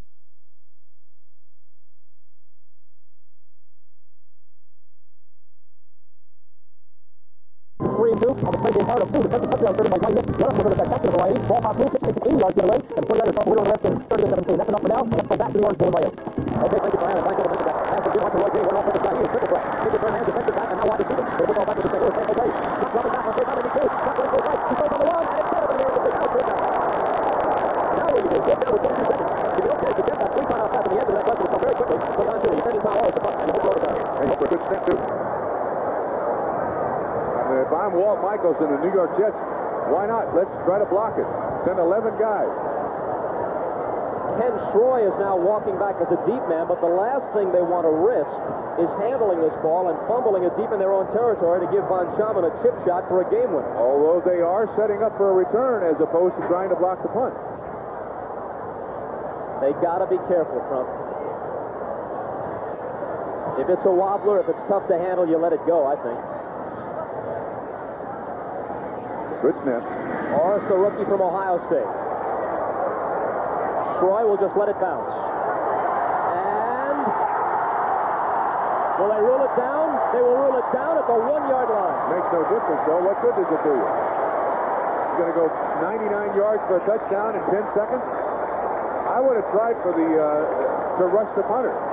I mean, so what if they get a penalty? It gives you 15 yards, it gives you another play, but they got 10 seconds left. They needed at least 35 yards to kick a field goal. They're against the win in this situation. Well, a 51-yard punt by Orris. Now, the last thing the Jets want to risk here, if they keep it on the ground, is to run wide or even go off tackle, where the handoff has to be made behind the goal line because his safety would be an incredible way to lose this game. You are absolutely correct. Bob Costas and Bob Trumpet at the Orange Bowl in Miami. Another great day of NFL football on NBC winds up apparently with overtime. Here's a question for you. Will the Dolphins call timeout after this play, regardless of how much yardage is gained? Miami has 1 remaining. Well, there's no safety. And Kevin Long gets out to the 10-yard line. And they will not call timeout. We've got overtime.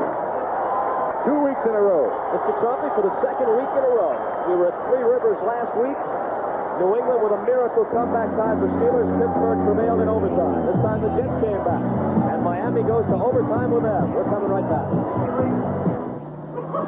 When we at Craco build a car stereo, we never know who's going to be in the driver's seat. So every Craco car stereo is tested to meet the toughest quality standards. And that means you can be sure that your Craco car stereo will perform, no matter what your listening habits are. Down the road, you'll be glad.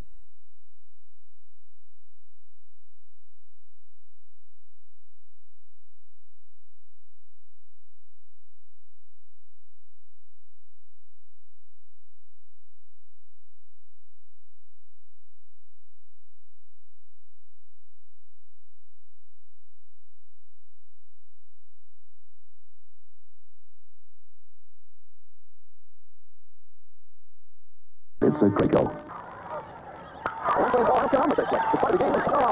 But off the field, I want to feel nice and dry, and I want to smell nice. That's why I use Speed Stick Super Dry Antiperspirant. It's the wide stick. Effective protection with more dryness to help fight wetness. And it goes on dry so you can get dressed right away. So get on the stick. The wide stick. Speed Stick Super Dry Antiperspirant. Dry.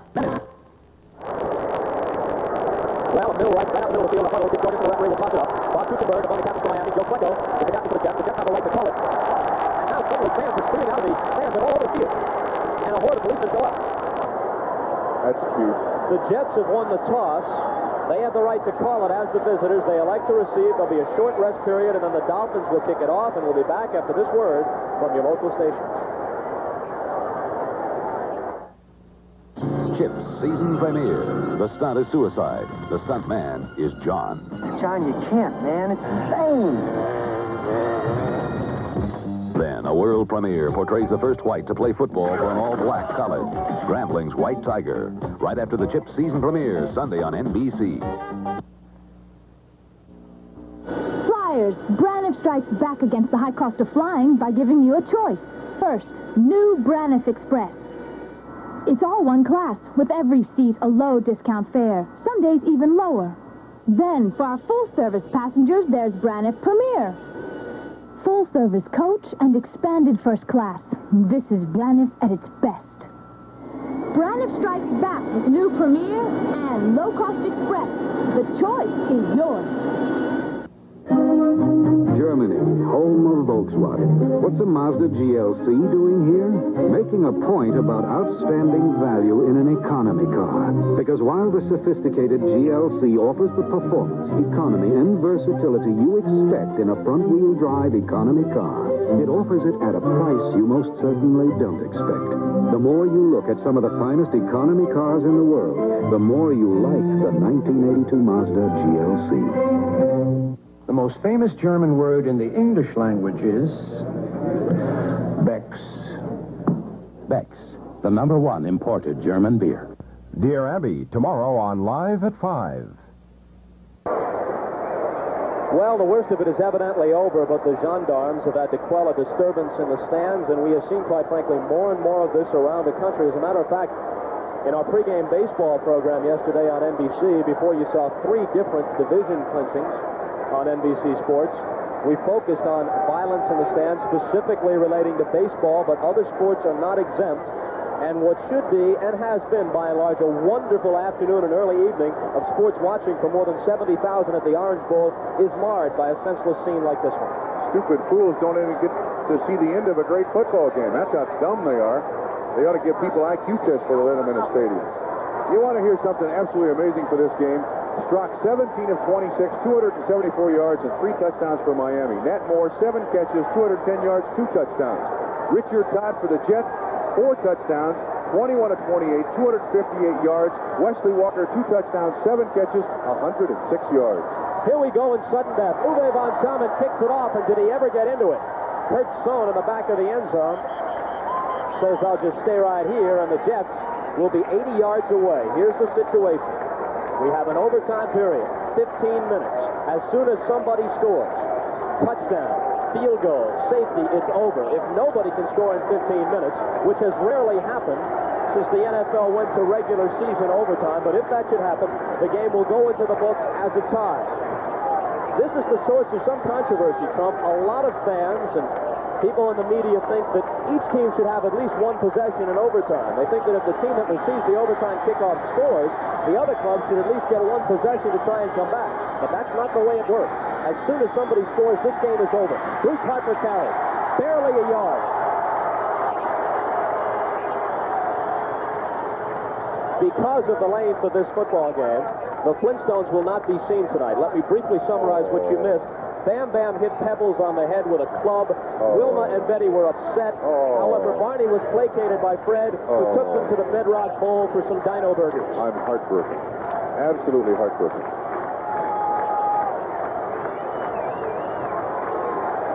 14 minutes and 20 seconds remaining in overtime. 2nd down and 9 for the Jets.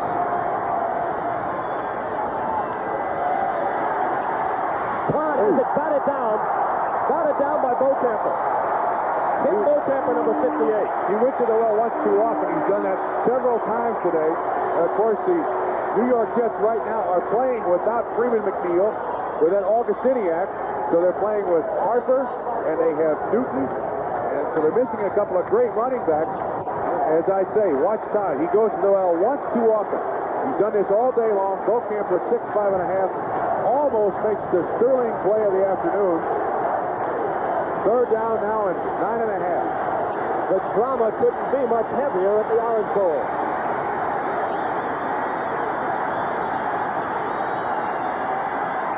Third down 9. Todd looking.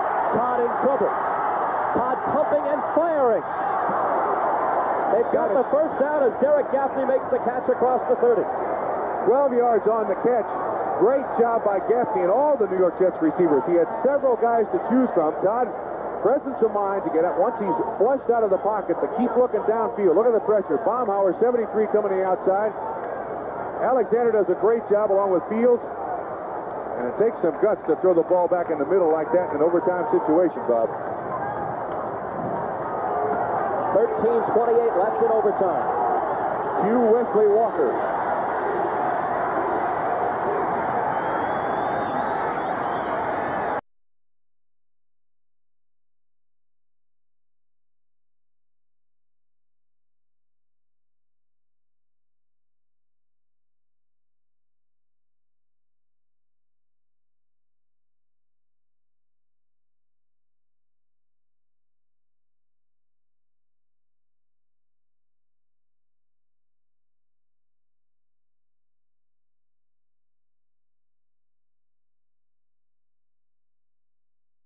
Two receivers on the right side, one on the left, against Larry. He's not going to be able to turn the corner. Larry Boyd will hit the out.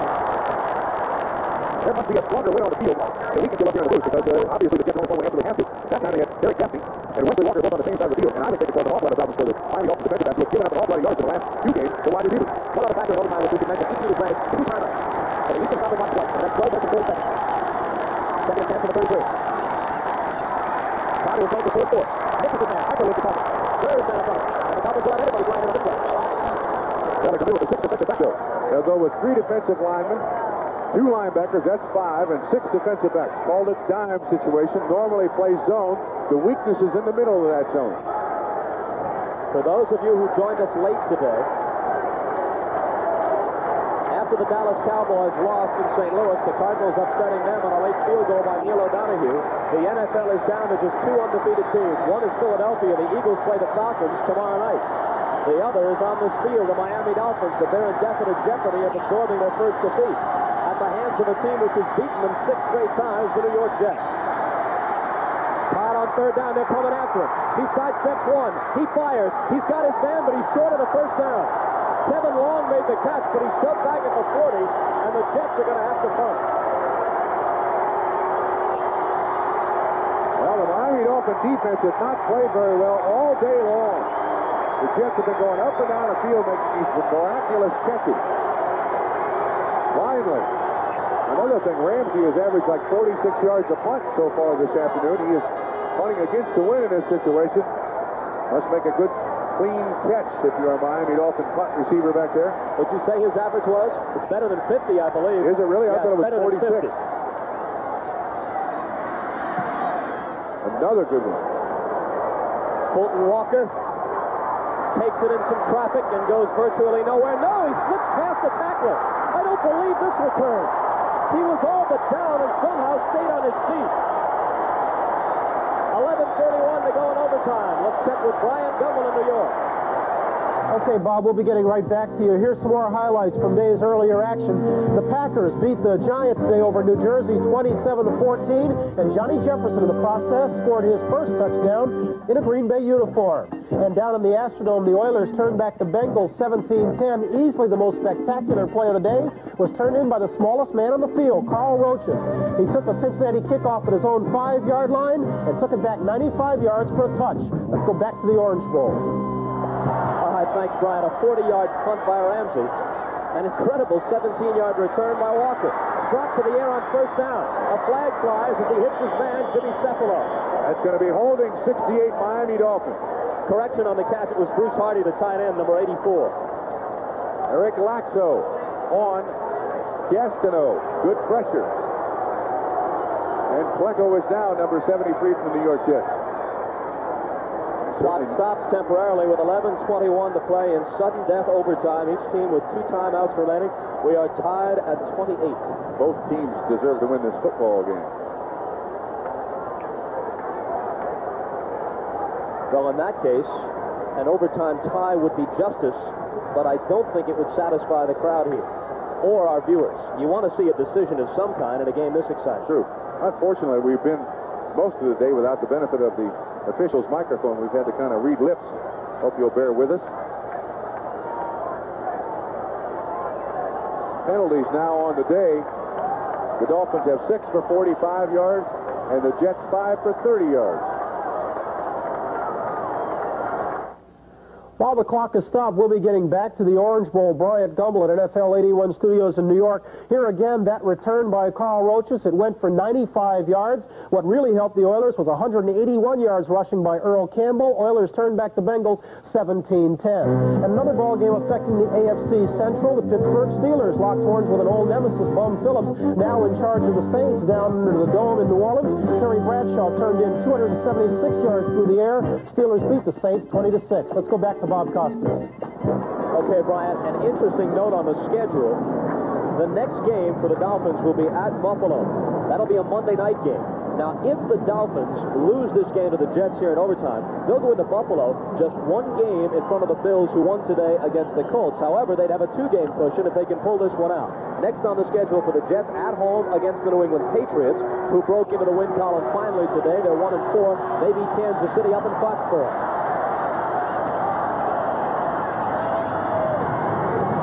First down and 20. And Strock out to Vigorito. Dodges one tackler along the sidelines and out of bounds. A 6-yard gain. Joe Klecko, number 73, who was shaken up a moment ago, is still in the lineup now for the Jets. Bob, in these situations in overtime, it takes an extreme individual effort by somebody out there to win the football game. Normally, these things aren't won with long, drawn-out drives. It's a dramatic pass reception. It's a great block. It's a great catch. Something along those lines that normally turns the game around so quickly. 11-14 to play in overtime. Looks like Nat Moore has single coverage at the bottom of the screen. They'll try and cross him up with the run, but Vigorito gets maybe a yard, and not much more than that as Marty Lyons wrapped in as soon as he got the handoff. Interesting. This defensive line of the New York Jets has played an excellent game today. They've only gotten to Don Strock once, but you see Lyons, it's a trap, a short trap, but Newman, 64, turns up to help on the linebacker. Nobody hits Lyons, and he's there to make the tackle. Now third down at about 12. Third, and let's call it 14. Okay, let's call it that. 10:40 remaining. We're in sudden death overtime at the Orange Bowl in Miami. Tied at 28, the Jets and the Dolphins. Big play for Don Strock. He has time. He pumps one long. It's up for grabs, but it's incomplete. Holmes had the coverage on Nat Moore, and that's about the only thing thrown anywhere near Moore today that he hasn't caught. Well, once again, it falls on the shoulders of the Jets offense and the Miami defense. You'll see the play from ground level. It'll be coming right at you. Looks like single coverage on Nat Moore, and Moore, in trying to get to the football, does make a little bump on 47. Jerry Holmes, but no penalty flag. Tom Orris now, the rookie, will punt. Troy and Sohn are the deep men, standing between the 25 and 30 of New York. Second possession of overtime up to the Jets. Kurt Sohn grabs it and takes it at the 25-yard line with a fair catch. Here's Bryant Gumbel again. Okay, Bob, after getting shut out last week for the first time in 15 years, the Raiders made it 2 in a row today. They lost to the Broncos by a score of 17-0 and helped the Broncos out by turning the ball over 6 times. Meanwhile, in San Diego, the Chargers rebounded from a defeat last week and handed it to the Seattle Seahawks today. Dan Fouts threw 4 touchdown passes, turned back the Hawks 24-10. Let's go back to the Orange Bowl. Bob Costas. Well, now the whole mood changes. First, when the Dolphins have the ball, the fans here are expectant and whooping it up. Now they're holding their breath. Todd back to the air. Swings it out to Kevin Long. Long to about the 27-yard line. A gain of only a couple.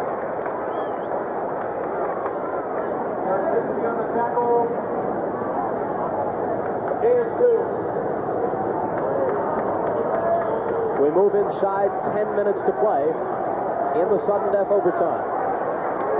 This is the third overtime game of the year in the National Football League. The first 2 were last week.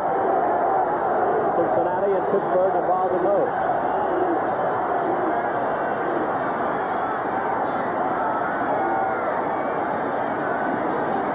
They give it to Harper, second man through on the eye.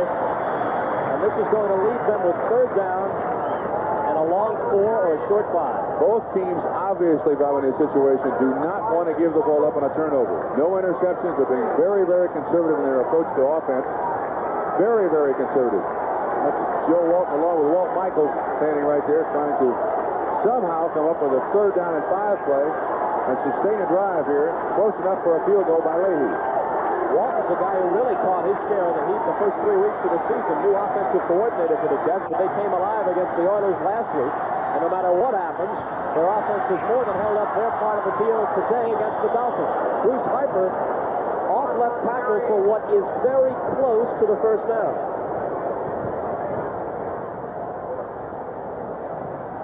They will measure. Close enough to look. Clock is stopped with 8:50 to play in overtime, and both clubs still possessing both of their timeouts.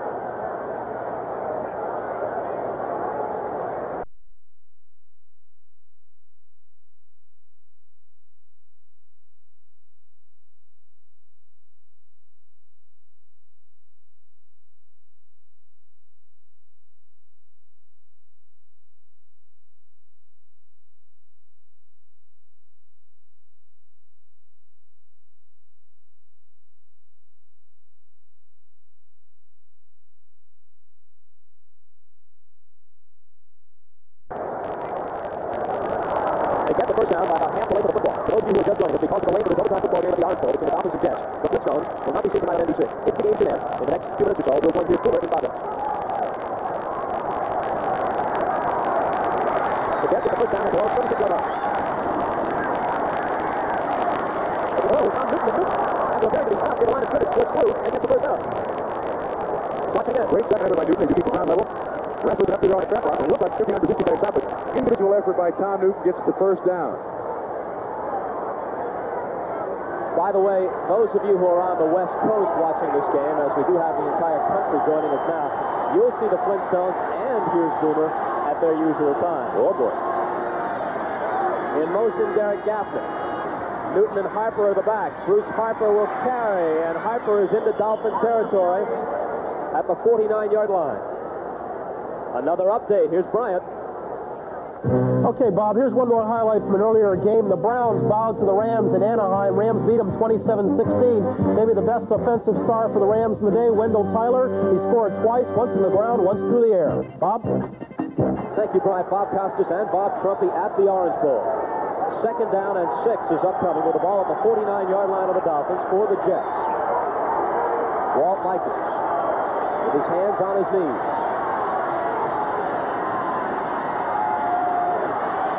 They give the ball to Harper. Harper stutter steps his way out of trouble and has another Jet first down.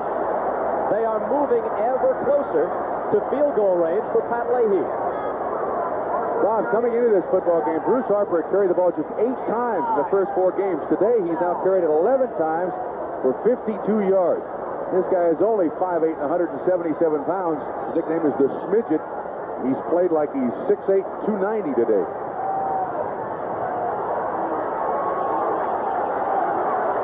There's Pat Leahy loosening his leg up, number 5, the veteran from St. Louis University.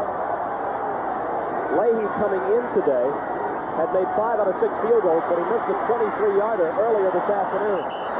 Bruce Harper is denied a gain of maybe a yard, not much more than that. We have 6 minutes and 10 seconds to play in sudden death. Obviously, they do not want to throw the football, and Bruce Harper now very, very tired. Exceptionally tired. And they need a good, what would you say, 20 yards before Leahy's within his distance. He's got the wind against him. Well, if they get 20 yards, then you're talking only about a 37-yard field goal. I think if they get 10 yards, it's possible. If they get 15 or more, it's likely. You know, there may be some assistance for the New York Jets. They have a giant screen behind the goalpost to block the ball from going way back there. It may cut down some of the wind. 2nd down and 9 from just inside the Dolphin 40. The play fake by Todd and a deep drop. Todd directing traffic, looking for somebody, throws all the way across the field. And the only receiver he had was Marty Lyons, number 93. And it's incomplete. He's yelling at Bruce Harper. Bruce Harper, I think it was set up for a screen, and I don't think he got the message. There's see Kevin Long patting him on the top of the head. He didn't get the message that that was a screen. There were 3 offensive linemen sitting there on the New York Jets side of the hash marks. While it is now a breezy night in Miami at 20 minutes to 8 o'clock, this started as a brutally warm and humid day. And now as we're in a fifth period of play, everybody on the field is dog-tired. Oh, yes, absolutely. Here it is, third down and 9 for Todd and the Jets. 5:26 to play in OT. Todd pumps once. Swings it out. The catch is made by Long. Kevin Long makes the catch. But it's nowhere near the first down. Let's watch it again. I think you can see the weariness in some of the receivers. Just not an awful lot of life left in a lot of these players. And believe me, this heat and humidity really takes its toll.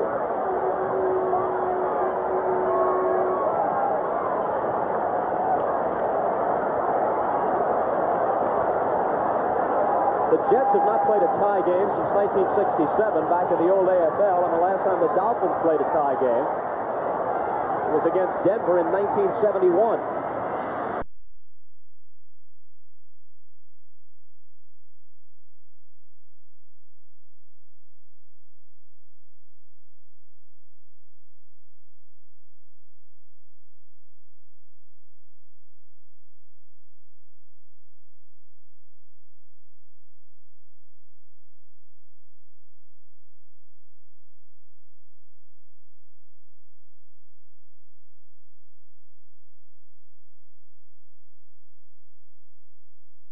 Got 4.5 minutes left inside this is Ramsey. Aims for the pump and order. It's out of bounds. Let's see where they spot it. You have to be 15 yards. Here's Miami double. State of New York. Okay, now we'll get back to the road. The first update from the NFC Central game. The Vikings beat the Bears 24-21 in Bloomington. And Tampa Bay took the measure of the sled that was before the final 28-10. But for those people maybe during that ball game in the Orange Bowl late, this play typical price house did all day. Double tip. Lines for touchdown for the Jets. They're locked 28 in the back of the One ball, Chuck Ramsey, as he tried to put it out of bounds deep. And Dolphins territory tries to spray 2 yards and out of bounds in the air. They mark it at the 15. We have 4:29 left. They should have 2 timeouts with it. John Fox.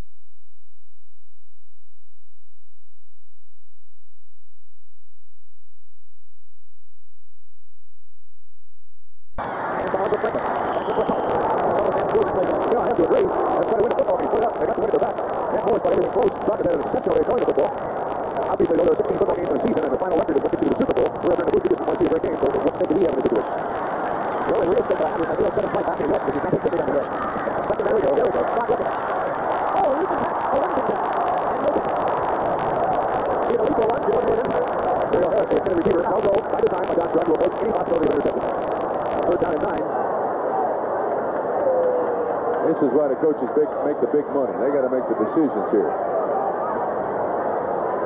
Duriel Harris almost turned in. Yet another great catch, and it's hard to keep track of how many of those we've seen today. 3:45 remaining. 3rd and 7.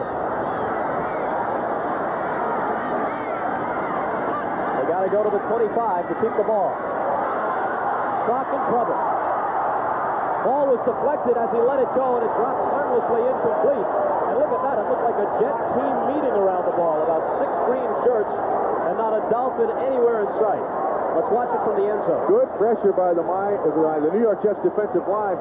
With Kenny Neal now replacing Joe Klecko, they flush him enough, and he gets his hands up, Neal does, tips the ball exactly as the defensive lineman is going to do, and it's up for grabs, and they dodge a bullet.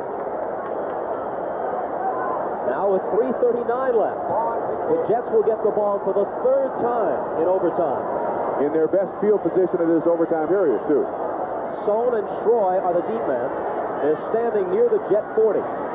Orris punts from deep in his own territory. A long, high spiral.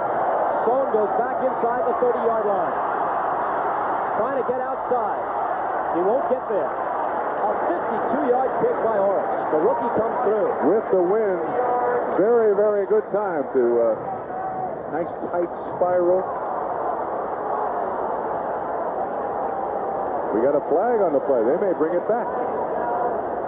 If I were the New York Jets, after having played almost 4.5 quarters, I'd make Miami run down there again. And I believe they're going to.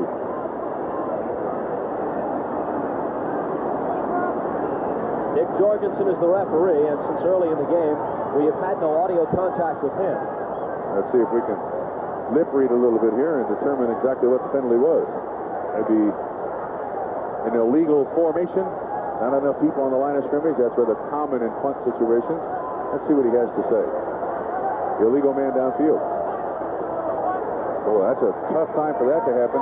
This Miami Dolphin team, obviously very, very fatigued, now must run down there 40 yards again and cover the next punt. And that punt was 52 yards by Orris. Let's see if Orris has anything like that left in his leg now. Now Stone and Troy move up near the 45 of the Jets. 3:26 showing on the overtime clock. We have played nearly 4 hours of football at the Orange Bowl. Thus far, to no decision.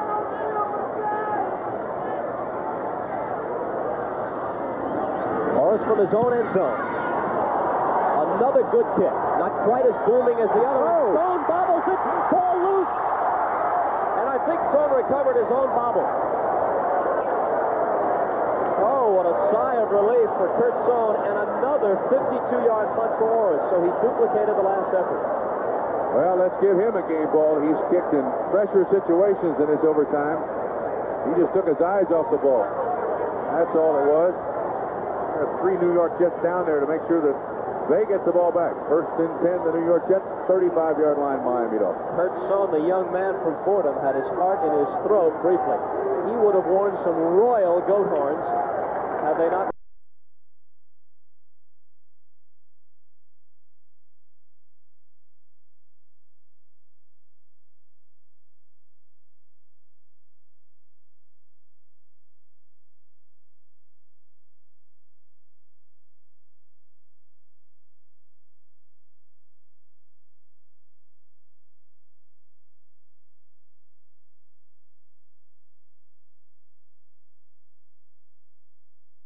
Recovers, 35-yard line, New York Jets, is stupid. Goes to 65.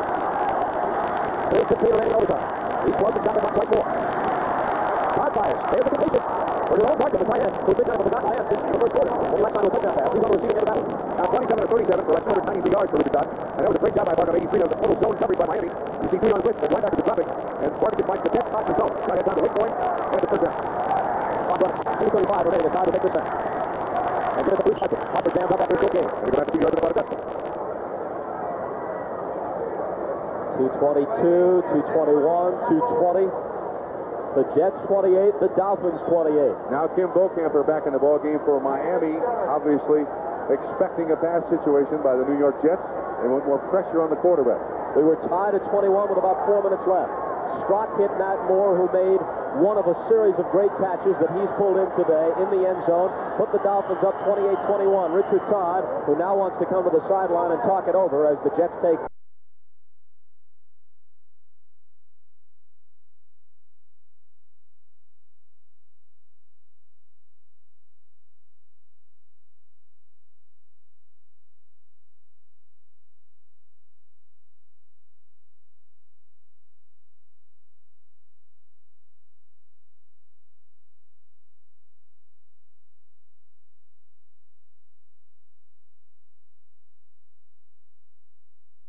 No, it's the 2-minute warning. It reached the 2-minute warning. Okay. Richard Todd, I started to say, came back, tied it in late in regulation. A play catch by Bobby Jones at 2 minutes 28. Now we have 2 minutes left. Overtime, and we'll come right back. And after a while, I would like you to give me an aspirin if possible. Aspirin? For the last 10 or 15 years, I've used aspirin. That's interesting, Nick, because the number 1 selling brand of pain reliever doesn't contain.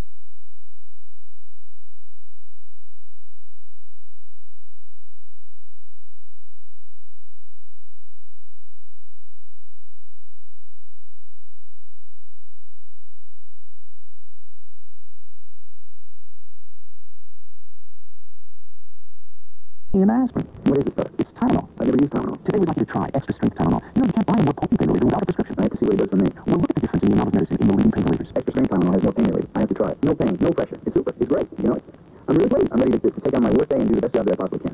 I'm impressed. Try extra strength Tylenol. Capsules and tablets. Aspirin-free. And you can't buy a more potent pain reliever without a prescription. Extra strength Tylenol is a super product. We've got 2 minutes to decide this issue, and Members of both teams, I don't think any of us will go much further than that. There will be very little celebrating after this football game. We've got 2 wins. They're all going to take a nice long nap. Coming up on 73 minutes of football so far today in a very hot and muggy and humid situation in Miami. Temperature at game time, 87 degrees at 4 o'clock. 2nd and 7 from the Jet 48.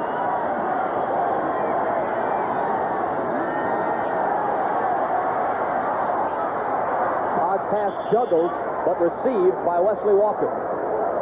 Walker throws to the first down. I believe when he first touched the ball, he had run a route which would give him the first down, but as he juggled it, he had to come back toward the line of scrimmage, and he's about a yard short. I have a feeling the New York Jets are going to do this down the field. Look at the room, and that room has been there from the first snap of the day until now with 1:54 left in the football game. The cornerbacks are playing very, very soft.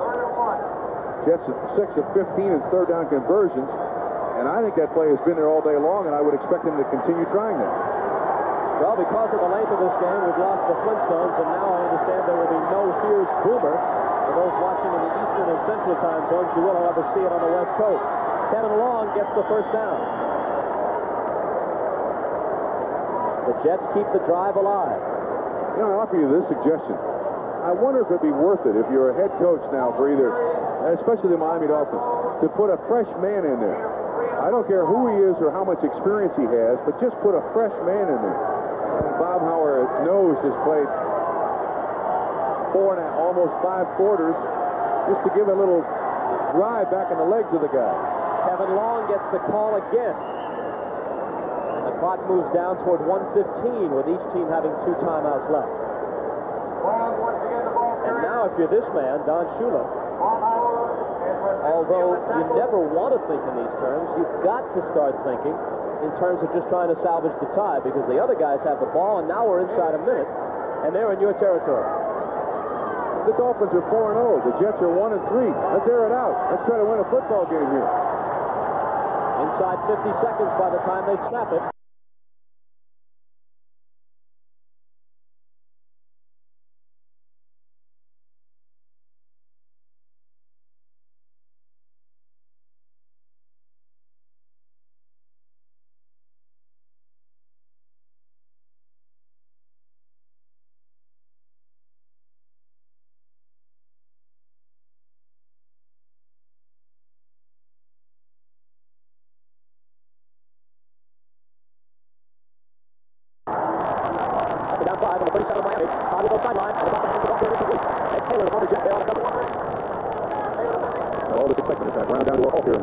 Apparently both teams are more than satisfied with the tie. As broadcasters, we come in here hoping to see a football game. Certainly we've seen that. But we also have to see the Super Bowl.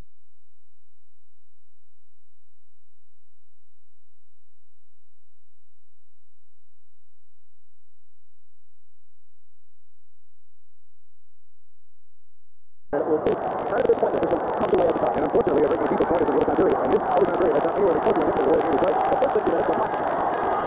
Third down 5. They're going to look at the lady out of shot, and they have broken out. Upper walks the right, don't get the signal right here. And it's out of bounds. The first 10 seconds left. First down for New York. This guy's been all over the field, replacing Brandon McNeely. He's done their special back, but he's carried the ball 12 times.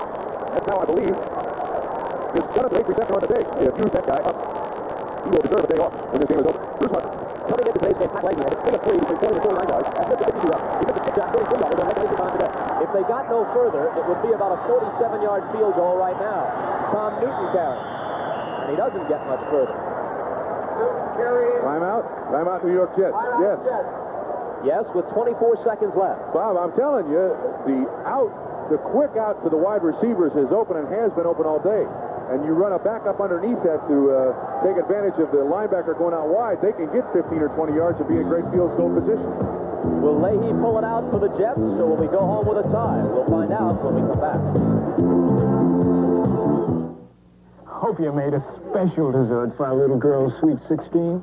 I didn't make dessert. No dessert. Instead, I made some fun. Watch it glimmer, see it shimmer, cool and fruity. Jello, brand jello, jello, all desserts you'll love the one that tastes so light and makes such fun. Make jello, gelatin, and make some fun. Mom, you made turning 16 fun.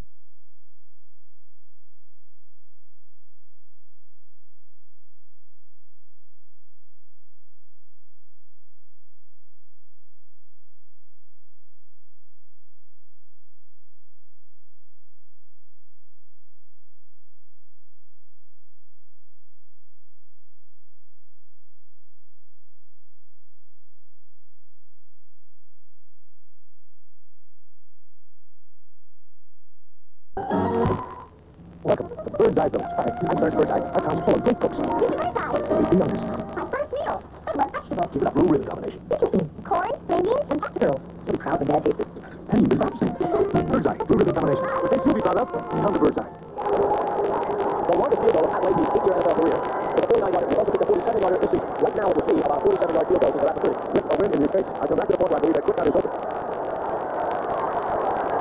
See if the back with that quick out. If they get 15 more yards, there's it. Well, you just saw all the figures you could possibly want on Leahy's career. They keep it on the ground. Bruce Harper. Nothing. Nothing. 18 seconds. You're going to let the clock run down. Call Leahy on the field with about 3 seconds to go. Make it a, what, 30, 37, 47-yard field goal. 6 seconds. They're waiting to call their last time out, and they do with 3 seconds to go. Now, Leahy may hit this. He is certainly capable of doing it. But I'm with you, Trump. I got to figure that they should have thrown one little pass out to the sideline to get a bit closer. Well, we're going to let the suspense hang and break away for a commercial. We'll be right back. Fresh. Clean.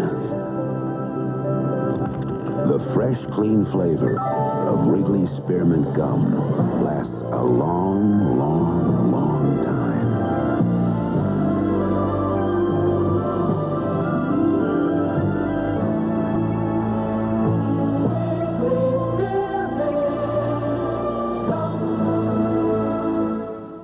We're the Pepsi generation, having a doggone time. It's a day for watching. Spirits fly. Catch that Pepsi spirit. Drink it in, drink it in, drink it in. Catch that Pepsi spirit. Drink it in, drink it in, drink it in. At the dog wash, catch that Pepsi spirit. Drink it in.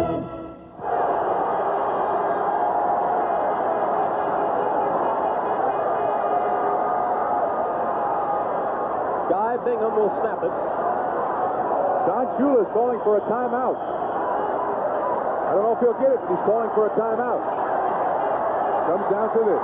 Pat Ryan will hold it. Guy Bingham will snap it. Leahy from 47 yards. It's off target, and the game ends in a tie. The Dolphins are still unbeaten. They are 4-0-1. The Jets are 1-3-1. We saw 60 minutes of post-quickening football in regulation, and then a scoreless 15 minutes in overtime. It goes into the books tied at 28. So in a sense, the Jets' string over the Dolphins has been snapped. They have beaten them 6 straight times. Now in 7 meetings, it's 6 victories and a tie. Don Shula walks off, and we'll come back to the Orange Bowl in Miami to wrap this thing up in just a minute.